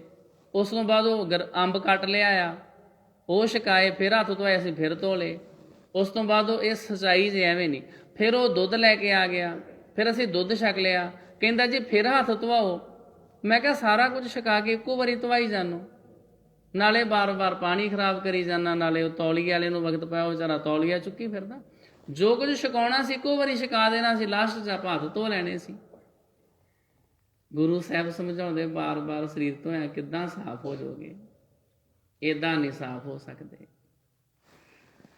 ਇਹ ਜ਼ਰੂਰੀ ਆ ਵੀ ਸਰੀਰ ਦੀ ਸਾਂਭ ਸੰਭਾਲ ਕਰੀਏ, ਕੇਸੀ ਇਸ਼ਨਾਨ ਕਰੀਏ, ਪਰ ਸਰੀਰ ਨੂੰ ਧੋ ਧੋ ਕੇ, ਪਾਣੀ ਪਾ ਪਾ ਕੇ ਸਰੀਰ ਦੇ ਵਿੱਚੋਂ ਮੈਲ ਨਹੀਂ ਜਾਣੀ। ਇਸ ਸਾਖੀ ਨੂੰ ਚੇਤੇ ਰੱਖਿਓ ਵੀ ਉਸ ਜ਼ਿਮੀਂਦਾਰ ਨੇ ਤੇ ਆਪਣੇ ਸਰੀਰ ਦੇ ਉੱਤੇ 1.25 ਮਣ ਮਿੱਟੀ ਮਲ ਲਈ ਸੀ। ਉਹ ਵੀ ਕਮਾਦ ਵਾਲੇ ਖੇਤ ਦੀ, ਸੂਰ ਦੀ ਹੁੱਡ ਦੀ ਪੁੱਟੀ ਹੋਈ ਮਿੱਟੀ ਮਲ ਲਈ ਸੀ। ਪੰਡਤ ਕਹਿਣ ਲੱਗਾ, ਤੂੰ ਤਾਂ ਵੀ ਨਹੀਂ ਪਵਿੱਤਰ ਹੋਇਆ। ਜ਼ਿਲ੍ਹਾ ਕੁਰੂਕਸ਼ੇਤਰ, ਉੱਥੇ ਇੱਕ ਪਰਿਵਾਰ ਸੀ, ਉਹਨਾਂ ਨੂੰ ਮੈਂ ਸਹਿਜ ਪਾਠ ਸੁਣਾਉਂਦਾ ਹੁੰਦਾ ਸਾਂ। ਸਮਾਂ ਅਨਲਿਮਟਿਡ ਸੀ, ਇਹ ਨਹੀਂ ਵੀ ਹਫ਼ਤੇ 'ਚ ਹੀ ਭੋਗ ਪਾਉਣਾ, ਮਹੀਨਾ ਮਹੀਨਾ ਸੁਣਾਈ ਜਾਣਾ। ਉਹਨਾਂ ਨੇ ਪਿਆਰ ਨਾਲ ਬਹਿ ਕੇ ਸੁਣੀ ਜਾਣਾ। ਇਹ ਗੱਲ ਸੰਨ 2002 ਦੀ ਆ। ਬਾਅਦ 'ਚ ਫਿਰ ਮੈਂ ਪੰਜਾਬ ਵੱਲ ਆ ਗਿਆ। ਕਈ ਸਾਲਾਂ ਬਾਅਦ ਉੱਧਰ ਮੈਂ ਗਿਆ, ਉਹ ਆਪਣੇ ਲੱਕ ਨੂੰ ਨੀਲੇ ਪਰਨੇ ਬੰਨੀ ਫਿਰਨ। ਮੈਂ ਕਿਹਾ ਵੀ ਇਹ ਕੀ? ਉਹ ਕਹਿੰਦੇ ਅਸੀਂ ਹੁਣ ਨਾ ਜੀ ਬਾਬਾ ਜੀ ਨੂੰ ਧਾਰਨ ਕਰ ਲਿਆ, ਅਸੀਂ ਗੁਰੂ ਧਾਰਨ ਕਰ ਲਿਆ। ਮੈਂ ਕਿਹਾ ਪਹਿਲਾਂ ਜਿੱਦਾਂ ਸਹਿਜ ਪਾਠ ਸੁਣਦੇ ਰਹੇ, ਉਹਨੂੰ ਨਹੀਂ ਸੀ ਧਾਰਨ ਕੀਤਾ? ਗੁਰੂ ਗ੍ਰੰਥ ਸਾਹਿਬ ਨੂੰ ਨਹੀਂ ਗੁਰੂ ਮੰਨਿਆ? ਨਹੀਂ ਨਹੀਂ ਜੀ, ਉਹ ਗੱਲ ਹੋਰ ਸੀ। ਹੁਣ ਬਾਬਾ ਜੀ ਨੂੰ ਅਸੀਂ ਧਾਰਨ ਕਰ ਲਿਆ, ਅਸੀਂ ਹੁਣ ਨੀਲਪੰਥੀ ਬਣ ਗਏ ਆ। ਮੈਂ ਕਿਹਾ ਚਲੋ ਇਹ ਦੱਸੋ ਵੀ ਹੁਣ ਤੁਸੀਂ ਫਿਰ ਤੁਹਾਡਾ ਕੋਈ ਰਹਿਣ ਸਹਿਣ ਦਾ ਢੰਗ ਤਰੀਕਾ ਬਦਲ ਗਿਆ? ਉਹ ਕਹਿੰਦੇ ਹਾਂਜੀ, ਸਾਨੂੰ ਬਾਬਾ ਜੀ ਨੇ ਦੱਸਿਆ ਵੀ ਜਦੋਂ ਟਾਇਲਟ ਜਾਣਾ, ਜਦੋਂ ਬਾਥਰੂਮ ਜਾਣਾ, ਉਦੋਂ ਕੇਸੀ ਇਸ਼ਨਾਨ ਕਰੋ। ਉਸ ਤੋਂ ਬਾਅਦ ਉਸੇ ਵੇਲੇ ਕੇਸੀ ਇਸ਼ਨਾਨ। ਜੇ 2 ਵਾਰੀ ਬਾਥਰੂਮ ਗਏ, ਦੋਵੇਂ ਵਾਰੀ ਕੇਸੀ ਇਸ਼ਨਾਨ ਕਰੋ। ਮੈਂ ਕਿਹਾ ਵੀ ਇਹ ਤਾਂ ਬਹੁਤ ਫਿਰ ਤੁਹਾਡੇ ਤੇ ਕਿਰਪਾ ਹੋ ਗਈ, ਇਹ ਤਾਂ ਬੜੀ ਬਖਸ਼ਿਸ਼ ਹੋ ਗਈ ਆ। ਮੈਂ ਇਸ ਤਰ੍ਹਾਂ ਕਹਿ ਦਿੱਤਾ। ਉਹਨਾਂ ਨੇ ਉਲਟਾ ਮੇਰੇ ਤੇ ਸਵਾਲ ਕਰਤਾ, ਕਹਿੰਦੇ ਭਾਈ ਸਾਹਿਬ ਇਹ ਤੁਸੀਂ ਵੀ ਦਿਨ 'ਚ 2 ਵਾਰੀ ਕੇਸੀ ਇਸ਼ਨਾਨ ਕਰਦੇ ਜੇ? ਮੈਂ ਕਿਹਾ ਨਹੀਂ, ਮੈਂ ਤਾਂ ਨਹੀਂ ਕਰਦਾ।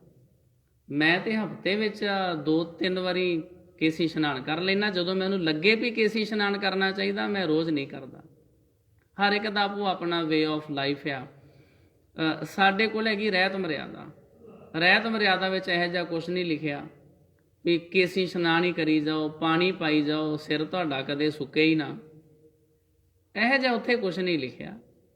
ਇਸ ਹਰ ਇੱਕ ਦਾ ਆਪੋ ਆਪਣਾ, ਜਿਵੇਂ ਦਾ ਸਰੀਰ ਕਿਸੇ ਨੂੰ ਜਿਵੇਂ ਕਿਸੇ ਨੂੰ ਸੂਟ ਕਰਦਾ ਉਸ ਤਰ੍ਹਾਂ ਹੈ। ਮੈਂ ਕਿਹਾ ਜੀ ਨਹੀਂ, ਮੈਂ ਤੇ ਨਹੀਂ। ਉਹ ਕਹਿੰਦੇ, ਉਹ ਫਿਰ ਥੋੜਾ ਜਿਹਾ ਹੋਰ ਉੱਚੇ ਹੋ ਗਏ। ਅੱਛਾ। ਮੈਂ ਕਿਹਾ ਵੀ ਦੇਖੋ ਤੁਹਾਡੀ ਫਿਰ ਤਰੱਕੀ ਹੋ ਗਈ ਨਾ, ਮੈਂ ਤੇ ਫਿਰ ਆਮ ਹੀ ਆ, ਮੈਨੂੰ ਵਿਚਾਰੇ ਨੂੰ ਮੈਂ ਤੇ ਨਹੀਂ ਰੋਜ਼ ਕੇਸੀ ਇਸ਼ਨਾਨ ਕਰਦਾ, ਤੁਸੀਂ ਰੋਜ਼ ਕਰਦੇ ਹੋ, ਤਾਂ ਕਰਕੇ ਤੁਸੀਂ ਮੇਰੇ ਤੋਂ ਅੱਗੇ ਲੰਘ ਗਏ। ਮੈਂ ਕਿਹਾ ਜੀ ਕਈ ਵਾਰੀ ਕੀ ਹੁੰਦਾ, ਜਿਹੜਾ ਟੀਚਰ ਪ੍ਰਾਇਮਰੀ ਸਕੂਲ ਦੇ ਬੱਚਿਆਂ ਨੂੰ ਪੜ੍ਹਾਉਂਦਾ ਨਾ, ਉਹ ਸਾਰੀ ਜ਼ਿੰਦਗੀ ਪ੍ਰਾਇਮਰੀ ਸਕੂਲ ਦੇ 5ਵੀਂ ਤੱਕ ਦੇ ਨਿਆਣਿਆਂ ਨੂੰ ਪੜ੍ਹਾਉਂਦਾ ਰਹਿੰਦਾ, ਉੱਥੋਂ ਹੀ ਰਿਟਾਇਰ ਹੋ ਕੇ ਘਰ ਨੂੰ ਚਲੇ ਜਾਂਦਾ। ਜਿਹੜੇ ਉਹਦੇ ਪੜ੍ਹੇ ਹੋਏ ਬੱਚੇ, ਉਹ ਪ੍ਰਿੰਸੀਪਲ ਵੀ ਲੱਗ ਜਾਂਦੇ ਆ। ਜਿਸ ਟੀਚਰ ਕੋਲੋਂ ਪੜ੍ਹੇ ਉਹ ਪਿੱਛੇ ਰਹਿ ਗਿਆ, ਉਹ ਪ੍ਰਾਇਮਰੀ ਦੇ ਬੱਚਿਆਂ ਨੂੰ ਪੜ੍ਹਾਉਂਦਾ ਰਹਿ ਗਿਆ। ਜਿਹੜੇ ਉਦੋਂ ਕੋਲੋਂ ਪੜ੍ਹੇ ਆ, ਉਹ ਡਾਕਟਰ ਬਣ ਗਏ, ਉਹਨਾਂ ਨੇ PhDs ਕਰ ਲਈਆਂ, ਉਹ ਪ੍ਰਿੰਸੀਪਲ ਬਣ ਗਏ, ਡਾਇਰੈਕਟਰ ਬਣ ਗਏ। ਫਿਰ ਉਹ ਕਹਿੰਦੇ ਨਹੀਂ ਨਹੀਂ ਜੀ ਤੁਸੀਂ ਤੇ ਮਖੌਲ ਕਰਦੇ ਹੋ।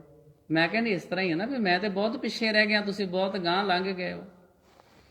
ਸਤਿਗੁਰੂ ਸਮਝਾਉਂਦੇ ਆ, ਜਿੰਨਾ ਮਰਜ਼ੀ ਨਹਾ ਲਓ, ਇਸ ਤਰ੍ਹਾਂ ਸਰੀਰ ਪਵਿੱਤਰ ਨਹੀਂ ਜੇ ਹੋਣਾ। ਮਨ ਦੇ ਵਿੱਚੋਂ ਮੈਲ ਦੂਰ ਕਰੋ। ਉਹ ਕਦੋਂ ਦੂਰ ਹੋਣੀ? ਜਦੋਂ ਗੁਰੂ ਦੇ ਉਪਦੇਸ਼ ਹਿਰਦੇ ਦੇ ਵਿੱਚ ਵਸੇ। ਅੰਮ੍ਰਿਤ ਨਾਮ ਹਿਰਦੇ ਮਹਿ ਦੀਨੋ, ਜਨਮ ਜਨਮ ਕੀ ਮੈਲ ਗਈ। ਸਾਡੇ ਉਸਤਾਦ ਜੀ ਗਿਆਨੀ ਇਕਬਾਲ ਸਿੰਘ ਜੀ ਲੋਟਨੀ ਵਾਲੇ, ਲੋਟਨੀ ਪਿੰਡ ਇਸਮਾਈਲਾਬਾਦ ਦੇ ਕੋਲ ਆ, ਕੁਰੂਕਸ਼ੇਤਰ ਭੇਵੇ ਵਾਲੇ ਹਰਿਆਣੇ 'ਚ ਆ। ਤੇ ਉਹ ਕਹਿੰਦੇ ਵੀ ਇੱਕ ਦਿਨ ਮੇਰੀ ਸਿਹਤ ਨਾ ਠੀਕ, ਮੈਨੂੰ ਬੁਖਾਰ ਚੜ੍ਹਿਆ, ਬਿਮਾਰ ਸਾਂ ਮੈਂ। ਉਧਰੋਂ ਕਿਤੇ ਕਿਸੇ ਦੇ ਘਰ ਕਥਾ ਕਰਨ ਜਾਣੀ ਸੀ, ਮੈਂ ਨਾ ਉਦੋਂ ਇਸ਼ਨਾਨ ਨਾ ਕਰ ਸਕਿਆ, ਬੁਖਾਰ ਸੀ ਮੈਨੂੰ। ਜਿਹੜੇ ਮੇਰੇ ਨਾਲ ਈਰਖਾ ਦਵੈਸ਼ ਕਰਨ ਵਾਲੇ ਸੀ, ਉਹਨਾਂ ਵਿੱਚੋਂ ਕਿਸੇ ਨੂੰ ਪਤਾ ਚੱਲ ਗਿਆ। ਜਿਵੇਂ ਮੈਂ ਕਥਾ ਕਰਨ ਵਾਸਤੇ ਗਿਆ, ਤੇ ਜਿਵੇਂ ਮੈਂ ਮਹਾਰਾਜ ਵੱਲ ਨੂੰ ਆਇਆ ਨਾ, ਗੁਰੂ ਸਾਹਿਬ ਵੱਲੋਂ, ਪਰਾਂ ਭਾਈ ਸਾਹਿਬ ਪਰਾਂ, ਤੁਸੀਂ ਮਹਾਰਾਜ ਲਾਗੇ ਇਸ਼ਨਾਨ ਕੀਤਾ ਨਹੀਂ ਤੇ ਮਹਾਰਾਜ ਲਾਗੇ ਆਉਣ ਲੱਗੇ ਜੀ। ਮੈਂ ਕਿਹਾ ਜੀ ਮੈਂ ਗਲਤੀ ਹੋ ਚੱਲੀ ਸੀ ਮੇਰੇ ਕੋਲੋਂ, ਮੈਂ ਉਹ ਪਰਾਂ ਬਹਿ ਜਾਣਾ, ਉੱਥੇ ਬਹਿ ਕੇ ਮੈਂ ਕਥਾ ਕਰ ਲੈਣਾ ਵੀ ਮੈਂ ਮਹਾਰਾਜ ਦੇ ਕੋਲ ਬਹਿਣ ਦੇ ਯੋਗ ਹੀ ਨਹੀਂ। ਗੱਲ ਤੁਹਾਡੀ ਠੀਕ ਹੈ ਵੀ ਮੈਂ ਇਸ਼ਨਾਨ ਹੀ ਨਹੀਂ ਕੀਤਾ, ਪਰਾਂ ਬਹਿ ਗਿਆ। ਉੱਥੇ ਬਾਣੀ ਬਥੇਰੀ ਕੰਠ ਸੀ, ਜ਼ੁਬਾਨੀ ਸ਼ਬਦ ਸ਼ੁਰੂ ਕਰ ਦਿੱਤਾ। ਉਹ ਸਿੰਘ ਕਿਤਾਬਿਆ ਬੈਠਾ ਰਿਹਾ। ਗਿਆਨੀ ਜੀ ਕਹਿੰਦੇ ਮੈਂ ਸੰਗਤ ਨੂੰ ਬੇਨਤੀ ਕੀਤੀ ਵੀ ਸਾਧ ਸੰਗਤ ਜੀ ਠੀਕ ਹੈ ਗੱਲ ਤੁਹਾਡੀ, ਮੈਂ ਇਸ਼ਨਾਨ ਨਹੀਂ ਕੀਤਾ, ਮੈਨੂੰ ਤੁਸੀਂ ਗੁਰੂ ਗ੍ਰੰਥ ਸਾਹਿਬ ਦੀ ਤਾਬਿਆ ਨਹੀਂ ਬਹਿਣ ਦਿੱਤਾ, ਪਰ ਹੁਣ ਮੈਨੂੰ ਇਹ ਦੱਸੋ ਵੀ ਜਿਹੜੇ ਗੁਰੂ ਗ੍ਰੰਥ ਸਾਹਿਬ ਜੀ ਮੇਰੇ ਹਿਰਦੇ ਦੇ ਵਿੱਚ ਵਸਦੇ, ਉਹਨਾਂ ਨੂੰ ਕਿੱਦਾਂ ਕੱਢੋਗੇ? ਮੈਂ ਤੁਹਾਨੂੰ ਜ਼ੁਬਾਨੀ ਕਥਾ ਸੁਣਾ ਦਾਂਗਾ, ਜਿਹੜਾ ਸ਼ਬਦ ਮੈਂ ਕੰਠ ਕੀਤਾ ਮੈਂ ਪਰਾਂ ਬਹਿ ਕੇ ਸੁਣਾ ਦਾਂਗਾ, ਫਿਰ ਕੀ ਕਰੋਗੇ? ਉੱਥੇ ਤੁਹਾਡੀ ਮਰਿਆਦਾ ਕੀ ਕਰੇਗੀ? ਗੁਰੂ ਸਾਹਿਬ ਤੇ ਮੇਰੇ ਹਿਰਦੇ ਦੇ ਵਿੱਚ ਵਸਦੇ ਨੇ, ਬਾਣੀ ਤੇ ਮੇਰੇ ਹਿਰਦੇ ਦੇ ਵਿੱਚ ਵਸਦੀ ਆ। ਕਿ ਜਦੋਂ ਰਾਤ ਨੂੰ ਸੁੱਤੇ ਹੋਈਏ ਉਦੋਂ ਬਾਣੀ ਵਿੱਚੋਂ ਨਿਕਲ ਜਾਂਦੀ ਆ? ਜੇ ਇਸ਼ਨਾਨ ਨਾ ਕੀਤਾ ਹੋਵੇ ਤੇ ਫਿਰ ਗੁਰੂ ਦੇ ਉਪਦੇਸ਼ ਹਿਰਦੇ ਚੋਂ ਨਿਕਲ ਜਾਂਦੇ ਆ ਵੀ ਜਦੋਂ ਇਸ਼ਨਾਨ ਕਰੇਗਾ ਉਦੋਂ ਤੇਰੇ 'ਚ ਬਾਣੀ ਆਊਗੀ। ਰੱਬ ਦੇ ਪਿਆਰੇ ਤੇ ਹਰ ਸਮੇਂ ਵਾਹਿਗੁਰੂ ਦੇ ਨਾਮ ਰੰਗ 'ਚ ਰੰਗੇ ਰਹਿੰਦੇ ਨੇ। ਇਸ਼ਨਾਨ ਪਾਣੀ ਕਰਨਾ ਬਹੁਤ ਚੰਗੀ ਗੱਲ ਆ, ਸਾਨੂੰ ਸਾਫ਼ ਸੁਥਰੇ ਰਹਿਣਾ ਚਾਹੀਦਾ। ਤੇ ਇਹ ਨਹੀਂ ਸੋਚਣਾ ਵੀ ਸ਼ਾਇਦ ਇਸ਼ਨਾਨ ਕਰਕੇ ਹੀ ਅਸੀਂ ਪਵਿੱਤਰ ਹੋ ਸਕਦੇ ਹਾਂ। ਕਿਸੇ ਵੇਲੇ ਕਿਸੇ ਬੰਦੇ ਦੀ, ਇੱਕ ਮਹਾਂਪੁਰਸ਼ਾਂ ਦਾ ਮੈਂ ਬਚਨ ਸੁਣਿਆ, ਉਹ ਕਹਿੰਦੇ 3 ਬੱਬਿਆਂ ਨੂੰ ਇਸ਼ਨਾਨ ਮਾਫ ਆ। ਬੱਬਾ ਬੁੱਢਾ, ਬੱਬਾ ਬਿਮਾਰ, ਬੱਬਾ ਬੱਚਾ। ਬੰਦਾ ਹੈ ਹੀ ਬੜਾ ਬਜ਼ੁਰਗ, ਉਹਦੇ ਕੋਲ ਚੱਲਿਆ ਫਿਰ ਇਹ ਮਸਾਂ ਜਾਂਦਾ, ਉਹਨੂੰ ਕੋ ਠੰਡੇ ਪਾਣੀ ਨਾਲ ਇਸ਼ਨਾਨ ਕਰ। ਉਸ ਬਜ਼ੁਰਗ ਨੂੰ ਨਮੂਨੀਆ ਕਰਾਉਣਾ, ਉਹ ਬਿਮਾਰ ਹੋ ਜਾਏਗਾ ਹੋਰ ਜ਼ਿਆਦਾ।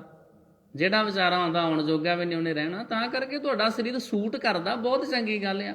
ਸਾਫ਼ ਸਫਾਈ ਰੱਖੀਏ। ਨਿੱਕਾ ਜਿਹਾ ਨਿਆਣਾ, ਛੋਟਾ ਬੱਚਾ, ਉਹਦੇ ਤੇ ਠੰਡਾ ਪਾਣੀ ਪਾਓ, ਉਹ ਬੱਚਾ ਕਿੰਨਾ ਰੋਵੇ ਕੁਰਲਾਵੇਗਾ। ਕੋਈ ਬੰਦਾ ਬਿਮਾਰ ਆ, ਉਹਨੂੰ ਛੋਟ ਮਿਲ ਸਕਦੀ ਆ। ਸਤਿਗੁਰੂ ਸਮਝਾਉਂਦੇ ਕਦੋਂ ਮੈਲ ਦੂਰ ਹੋਣੀ, ਜਦੋਂ ਹਿਰਦੇ 'ਚ ਅੰਮ੍ਰਿਤ ਨਾਮ ਵਸਿਆ। ਅੰਮ੍ਰਿਤ ਨਾਮ ਹਿਰਦੇ ਮਹਿ ਦੀਨੋ, ਜਨਮ ਜਨਮ ਕੀ ਮੈਲ ਗਈ। ਰਹਾਓ ਨਿਵਰੇ ਦੂਤ ਦੁਸ਼ਟ ਬੈਰਾਈ, ਗੁਰ ਪੂਰੇ ਕਾ ਜਪਿਆ ਜਾਪ। ਜਦੋਂ ਪੂਰੇ ਗੁਰੂ ਦਾ ਜਾਪ ਜਪਿਆ, ਉਪਦੇਸ਼ ਹਿਰਦੇ 'ਚ ਵਸੇ, ਜਿਹੜੇ ਦੂਤ ਸੀ ਨਾ ਵਿਸ਼ੇ ਵਿਕਾਰ ਉਹ ਵੀ ਦੂਰ ਹੋ ਗਏ, ਜਿਹੜੇ ਦੁਸ਼ਟ ਸੀ ਉਹਨਾਂ ਦਾ ਵੀ ਨਾਸ਼ ਹੋ ਗਿਆ, ਵੈਰੀਆਂ ਦਾ ਵੀ ਨਾਸ਼ ਹੋ ਗਿਆ। ਕਹਾਂ ਕਰੇ ਕੋਈ ਬੇਚਾਰਾ, ਪ੍ਰਭ ਮੇਰੇ ਕਾ ਬੜ ਪ੍ਰਤਾਪ। ਕੋਈ ਵਿਚਾਰਾ ਕੀ ਕਰ ਲਏਗਾ, ਮੇਰੇ ਪ੍ਰਭੂ ਦਾ ਇੰਨਾ ਵੱਡਾ ਪ੍ਰਤਾਪ ਆ। ਜਿੰਨਾ ਮਰਜ਼ੀ ਈਰਖਾ ਦਵੈਸ਼ ਕਰਨ ਵਾਲੇ ਜ਼ੋਰ ਲਾ ਲੈਣ, ਰੱਬ ਦੇ ਪਿਆਰਿਆਂ ਦਾ ਕੀ ਵਿਗਾੜ ਦੇਣਗੇ। ਉਹਨਾਂ ਦੀ ਰੱਖਿਆ ਕਰਨ ਵਾਲੇ ਵਾਹਿਗੁਰੂ ਜੀ ਹਨ, ਉਹਨਾਂ ਦੀ ਪਿੱਠ ਥਾਪੜਨ ਵਾਲੇ ਗੁਰੂ ਸਾਹਿਬ ਜੀ ਮਹਾਰਾਜ ਹਨ। ਕਹਾਂ ਕਰੇ ਕੋਈ ਬੇਚਾਰਾ, ਪ੍ਰਭ ਮੇਰੇ ਕਾ ਬੜ ਪ੍ਰਤਾਪ। ਮੇਰੇ ਵਾਹਿਗੁਰੂ ਜੀ ਦਾ ਬਹੁਤ ਤੇਜ਼ ਪ੍ਰਤਾਪ ਆ। ਇਹ ਠੀਕ ਆ ਵੀ ਸਾਨੂੰ ਸਾਧ ਸੰਗਤ ਜੀ ਸਾਫ ਸਫਾਈ ਰੱਖਣੀ ਚਾਹੀਦੀ ਆ, ਸਾਰੇ ਨਗਰ ਦੀ ਸਫਾਈ ਰੱਖਣੀ ਚਾਹੀਦੀ ਆ, ਸਾਰੇ ਪਾਸੇ ਸਾਫ ਸਫਾਈ ਰੱਖਣੀ ਚਾਹੀਦੀ ਆ। ਇਹ ਨਹੀਂ ਵੀ ਇੱਕੋ ਥਾਂ ਦੇ ਉੱਤੇ ਸਫਾਈ ਕਰੀ ਜਾਓ। ਕਈ ਗੁਰਦੁਆਰਿਆਂ ਦੇ ਵਿੱਚ ਵੇਖਿਆ, ਜਿਹੜੀਆਂ ਗੁਰਦੁਆਰੇ ਦੀਆਂ ਪੌੜੀਆਂ ਨੇ, ਪਹਿਲਾਂ ਬੀਬੀਆਂ ਨੇ 3 ਵਜੇ ਆਣ ਕੇ ਧੋ ਦਿੱਤੀਆਂ, ਉਸ ਤੋਂ ਬਾਅਦ 6 ਵਜੇ ਵਾਲਾ ਜਥਾ ਆ ਗਿਆ, ਫਿਰ ਉਹ ਧੋ ਗਏ, ਫਿਰ ਇੱਕ ਜਣਾ 9 ਵਜੇ ਬਾਲਟੀ ਚੁੱਕੀ ਫਿਰਦਾ। ਵੀ ਭਲਿਓ ਵੀ ਹੋਰ ਵੀ ਤੇ ਥਾਵਾਂ ਹੈਗੀਆਂ ਨਾ, ਕੋਈ ਬਾਥਰੂਮਾਂ ਦੀ ਸਫਾਈ ਕਰ ਲਓ, ਕੋਈ ਹੋਰ ਆਲੇ ਦੁਆਲੇ, ਕੋਈ ਸੜਕ ਤੇ ਝਾੜੂ ਦੇ ਲਓ। ਸਾਰਾ ਸੰਸਾਰ ਰੱਬ ਦਾ ਹੀ ਘਰ ਆ, ਰੱਬ ਦਾ ਹੀ ਘਰ ਆ। ਇੱਕ ਬੰਦਾ ਸਵੇਰੇ 4 ਵਜੇ ਆਇਆ, ਨਿਸ਼ਾਨ ਸਾਹਿਬ ਦੇ ਥੜੇ ਦਾ ਇਸ਼ਨਾਨ ਕਰਾ ਗਿਆ। ਇੱਕ ਬੱਚਾ ਅੰਗਦ ਸਿੰਘ, ਉਹ ਉੱਥੋਂ ਦੀ ਗੱਲ ਆ, ਉਹ 9 ਵਜੇ ਬਾਲਟੀ ਚੁੱਕੀ ਫਿਰੇ। ਮੈਂ ਕਿਹਾ ਤੂੰ ਕੀ ਕਰਨਾ? ਮੈਂ ਨਿਸ਼ਾਨ ਸਾਹਿਬ ਦਾ ਇਸ਼ਨਾਨ ਕਰਾਉਣਾ। ਮੈਂ ਕਿਹਾ ਵੀ ਉਹਦੇ 4 ਵਜੇ ਸਿੰਘ ਕਰਵਾ ਗਏ ਨੇ। ਨਹੀਂ ਨਹੀਂ, ਮੈਨੂੰ ਬਾਬਾ ਜੀ ਨੇ ਦੱਸਿਆ ਤੈਨੂੰ ਤਾਂ ਨੌਕਰੀ ਮਿਲਣੀ ਆ ਜੇ ਤੂੰ ਨਿਸ਼ਾਨ ਸਾਹਿਬ ਦਾ ਇਸ਼ਨਾਨ ਕਰਾਇਆ ਕਰੇਗਾ। ਤੇ ਮੈਂ ਕਿਹਾ ਉਹ ਜਾ ਤੈਨੂੰ ਦੱਸਣ ਵਾਲਾ ਬਾਬਾ ਵਾ ਵੀ ਪੜ੍ਹਾਈ ਲਿਖਾਈ ਕਰ, ਕੋਈ ਮਿਹਨਤ ਕਰ, ਕੋਈ ਟੈਸਟ ਕਲੀਅਰ ਕਰੇਗਾ ਤਾਂ ਹੀ ਨੌਕਰੀ ਮਿਲਣੀ ਆ, ਕਿ ਨਿਸ਼ਾਨ ਸਾਹਿਬ ਦਾ ਇਸ਼ਨਾਨ ਕਰਾ ਕੇ ਤੈਨੂੰ ਨੌਕਰੀ ਮਿਲ ਜਾਣੀ ਆ। ਵੀ ਜਦੋਂ ਇੱਕ ਵਾਰੀ ਸਫਾਈ ਹੋ ਗਈ ਆ, ਹੋਰਨਾਂ ਥਾਵਾਂ ਤੇ ਸਫਾਈ ਕਰ ਲਓ। ਹੋਰ ਵੀ ਤੇ ਕਿੰਨੇ ਥਾਂ ਵਾ, ਜਿਹੜੀ ਗੁਰਦੁਆਰਾ ਸਾਹਿਬ ਦੇ ਲਾਗੋਂ ਦੀ ਗਲੀ ਲੰਘਦੀ ਉੱਥੇ ਤੇ ਕਿੰਨਾ ਚਿੱਕੜ ਆ। ਜਿਹੜੀ ਗੁਰਦੁਆਰੇ ਲਾਗੇ ਗਰਾਊਂਡ ਆ, ਉੱਥੇ ਨਾਲੀ 'ਚ ਪਾਣੀ ਖਲੋਤਾ, ਕਿੰਨੀ ਆਲੇ ਦੁਆਲੇ ਗੰਦਗੀ ਆ। ਜਿੱਥੇ ਮਰਜ਼ੀ ਸੇਵਾ ਕਰੀ ਜਾਓ। ਸਾਰਾ ਸੰਸਾਰ ਰੱਬ ਜੀ ਦਾ ਘਰ ਹੈ। ਖਡੂਰ ਸਾਹਿਬ ਰਹਿੰਦੇ ਸੀ, ਮਹਾਂਪੁਰਸ਼ਾਂ ਨੇ ਪੂਰਾ ਘਰ ਦਿੱਤਾ ਸੀ ਗੁਰਦੁਆਰਾ ਮਾਈ ਭਰਾਈ ਸਾਹਿਬ ਦੇ ਲਾਗੇ। ਤੇ ਸਾਡੇ ਘਰ ਇੱਕ ਸਵੇਰੇ ਨਿਹੰਗ ਸਿੰਘ ਜੀ ਰੋਜ਼ ਆਉਂਦੇ ਹੁੰਦੇ ਸੀ। ਚਲੋ ਉਹਨਾਂ ਨੇ ਗੁਰੂ ਦੇ ਬਚਨ ਸੁਣਾ ਜਾਣੇ, ਉਹਨਾਂ ਨੇ ਆਪਣੀ ਵਡਿਆਈ ਕਰ ਜਾਣੀ। ਉਹ ਡਾਂਗ ਰੱਖਦੇ ਹੁੰਦੇ ਸੀ ਨਿਹੰਗ ਸਿੰਘ। ਉਹਨਾਂ ਨੇ ਕਹਿਣਾ ਜੀ ਮੈਂ ਇਸ ਤਰ੍ਹਾਂ ਜੀ, ਮੈਂ ਇੰਨੇ ਵਜੇ 2:30 ਵਜੇ ਉੱਠਦਾ ਜੀ, ਕੇਸੀ ਇਸ਼ਨਾਨ ਕਰਦਾ, ਫਲਾਨੀ ਬਾਣੀ ਪੜ੍ਹਦਾ, ਇਸ ਤਰ੍ਹਾਂ ਮੈਂ ਤੁਰ ਕੇ ਗੁਰਦੁਆਰਾ ਸਾਹਿਬ ਆਉਣਾ। ਮੈਨੂੰ ਕੋਈ, ਉਹ ਸਿਰਫ ਇਹੀ ਗੱਲਾਂ ਦੱਸਣ ਵਾਸਤੇ ਆਉਂਦੇ ਸੀ, ਆਪਾਂ ਸੁਣ ਛੱਡਣੀਆਂ।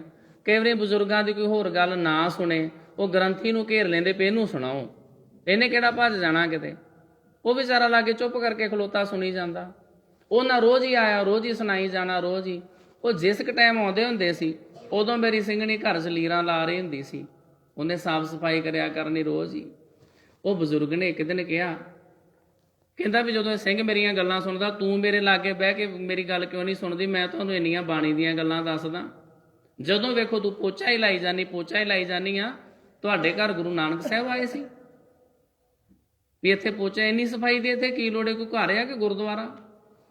ਉਹਨੇ ਇਸ ਤਰ੍ਹਾਂ ਕਿਹਾ। ਮੇਰਾ ਕਹਿਣ ਦਾ ਭਾਵ ਇਹ ਆ, ਠੀਕ ਆ ਵੀ ਸਾਫ਼ ਸਫਾਈ ਹੋਵੇ, ਪਰ ਸਾਰੀ ਸਾਫ਼ ਸਫਾਈ ਬਾਹਰ ਹੀ ਨਾ ਹੋਵੇ, ਨਾਲ ਦੀ ਨਾਲ ਉਹ ਸਾਫ਼ ਸਫਾਈ ਸਾਡੇ ਅੰਦਰ ਵੀ ਹੋਵੇ। ਅਸੀਂ ਝਾੜੂ ਦੇ ਨਾਲ ਆਪਣੇ ਅੰਦਰੋਂ ਵੀ ਵਿਕਾਰਾਂ ਦੀ ਜਿਹੜੀ ਮੈਲ ਆ ਨਾ, ਈਰਖਾ, ਦਵੈਸ਼, ਨਫ਼ਰਤ, ਕੀਨਾ, ਸਾੜਾ, ਜੈਲਸੀ, ਦੂਸਰਿਆਂ ਦਾ ਬੁਰਾ ਕਰਨਾ, ਇਸ ਮੈਲ ਨੂੰ ਵੀ ਹੂੰਜ ਕੇ ਬਾਹਰ ਸੁੱਟ ਦਈਏ। ਸਤਿਗੁਰੂ ਜੀ ਬਖਸ਼ਿਸ਼ ਕਰਦੇ ਨੇ। ਕਹਾਂ ਕਰੇ ਕੋਈ ਬੇਚਾਰਾ, ਪ੍ਰਭ ਮੇਰੇ ਕਾ ਬੜ ਪ੍ਰਤਾਪ।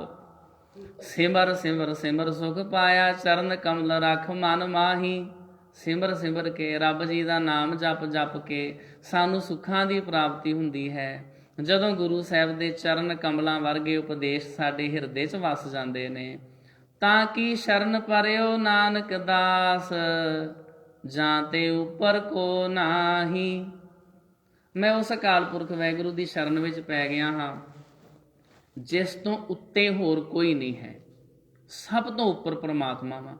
ਆ ਲੋਕੀ ਕਹਿ ਦਿੰਦੇ ਨਾ ਇਹਦੀ ਉੱਤੇ ਤੱਕ ਪਹੁੰਚਿਆ, ਉੱਤੇ ਤੱਕ ਪਹੁੰਚਿਆ ਇਹਦੀ। ਜਿਹੜਾ ਰੱਬ ਆ ਉਹ ਸਭ ਤੋਂ ਉੱਪਰ ਆ। ਤਾਂ ਕਰਕੇ ਜਿਹਦੀ ਉੱਤੇ ਤੱਕ ਪਹੁੰਚ ਹੋਵੇ, ਜਿਹਦੀ ਰੱਬ ਤੱਕ ਪਹੁੰਚ ਹੋਵੇ, ਉਹਦਾ ਨੁਕਸਾਨ ਆਮ ਇਨਸਾਨ ਨੇ ਕੀ ਕਰਨਾ, ਉਹਦਾ ਕੋਈ ਕੀ ਵਿਗਾੜ ਲਏਗਾ। ਜਿਹਦੀ ਰੱਖਿਆ ਕਰਨ ਵਾਲੇ ਵਾਹਿਗੁਰੂ ਜੀ ਹੋਣ। ਛਤਰ ਨੇਕ ਚਲਾਵਤ ਘਾਵ ਤਉ ਤਨ ਏਕ ਨ ਲਾਗਨ ਪਾਵੇ। ਦੁਸ਼ਮਣ ਜਿੰਨੇ ਮਰਜ਼ੀ ਸ਼ਸਤਰ ਚਲਾਈ ਜਾਣ, ਜਦੋਂ ਵਾਹਿਗੁਰੂ ਜੀ ਰੱਖਿਆ ਕਰਨ ਵਾਲੇ ਹੋਣ, ਫਿਰ ਸਾਧ ਸੰਗਤ ਜੀ ਵਿੱਚ ਕਰਤਾ ਪੁਰਖ ਖਲੋਆ, ਵਾਲ ਨਾ ਵਿੰਗਾ ਹੋਆ, ਮੱਜਨ ਗੁਰ ਆਂਦਾ ਰਾਸੇ। ਫਿਰ ਸਤਿਗੁਰੂ ਜੀ ਕਿਰਪਾ ਕਰਦੇ, ਸਾਧ ਸੰਗਤ ਰੂਪੀ ਸਰੋਵਰ 'ਚ ਕੀਤਾ ਹੋਇਆ ਜਿਹੜਾ ਇਸ਼ਨਾਨ ਆ ਉਹ ਸਫਲਾ ਹੋ ਜਾਂਦਾ ਹੈ। ਅੰਮ੍ਰਿਤ ਬਾਣੀ ਦੀ ਵਿਚਾਰ ਕਰਦਿਆਂ, ਸਾਖੀਆਂ ਸੁਣਾਉਂਦਿਆਂ ਹੋਈਆਂ ਭੁੱਲਾਂ ਗਲਤੀਆਂ ਦੀ ਮੁਆਫੀ, ਇਹ ਸਾਧ ਸੰਗਤ ਜੀ ਪਾਵਨ ਹੁਕਮਨਾਮਾ ਸਾਹਿਬ ਜੀ ਦੇ ਉਪਦੇਸ਼ ਹਨ। ਸਤਿਗੁਰੂ ਜੀ ਬਖਸ਼ਿਸ਼ ਕਰਦੇ ਵੀ ਉਸ ਪਰਮਾਤਮਾ ਜੀ ਦੀ ਮੈਂ ਸ਼ਰਨ ਵਿੱਚ ਪੈ ਗਿਆ ਹਾਂ। ਵਾਹਿਗੁਰੂ ਜੀ ਕਾ ਖਾਲਸਾ, ਵਾਹਿਗੁਰੂ ਜੀ ਕੀ ਫਤਿਹ। ਰਾਮ ਕਲੀ ਮਹੱਲਾ ਤੀਜਾ। ਆਨੰਦ ਏਕ ਓੰਕਾਰ ਸਤਿਗੁਰ ਪ੍ਰਸਾਦ, ਆਨੰਦ ਪਿਆ ਮੇਰੀ ਮਾਏ। ਸਤਿਗੁਰੂ ਮੈਂ ਸਤਿਗੁਰ ਤਾਂ ਪਾਇਆ, ਸਹਿਜ ਸੇਤੀ ਮਨ ਰਾਗ ਰਤਨ ਪਰਵਾਰ ਭਰੀਆਂ। ਸ਼ਬਦ ਗਾਵਨ ਸ਼ਬਦੋ ਤਾਂ ਗਾਵੋ, ਹਰੀ ਕੇਰਾ ਮਨ ਜਿਨੀ। ਕਹਿ ਨਾਨਕ ਆਨੰਦ ਹੋਆ ਸਤਿਗੁਰੂ ਮੈਂ। ਏ ਮਨ ਮੇਰਿਆ ਤੂੰ ਸਦਾ ਰਹੋ ਹਰ, ਹਰ ਨਾਲ ਰਹੋ ਤੂੰ ਮਨ ਮੇਰੇ। ਦੁਖ ਸਭ ਅੰਗੀਕਾਰ ਉਹ ਕਰੇ, ਤੇਰਾ ਕਾਰਜ ਸਭ। ਸਭਨਾ ਗੱਲਾਂ ਸਮਰੱਥ ਸੁਆਮੀ, ਸੋ ਕਿਉ ਮਨੋ ਵਿਸਾਰੇ। ਕਹਿ ਨਾਨਕ ਮਨ ਮੇਰੇ ਸਾਚੇ ਸਾਹਿਬਾ, ਕਿਆ ਨਹੀਂ ਘਰ। ਘਰ ਤਾਂ ਤੇਰੇ ਸਭ ਕਿਛ ਹੈ, ਜਿਸ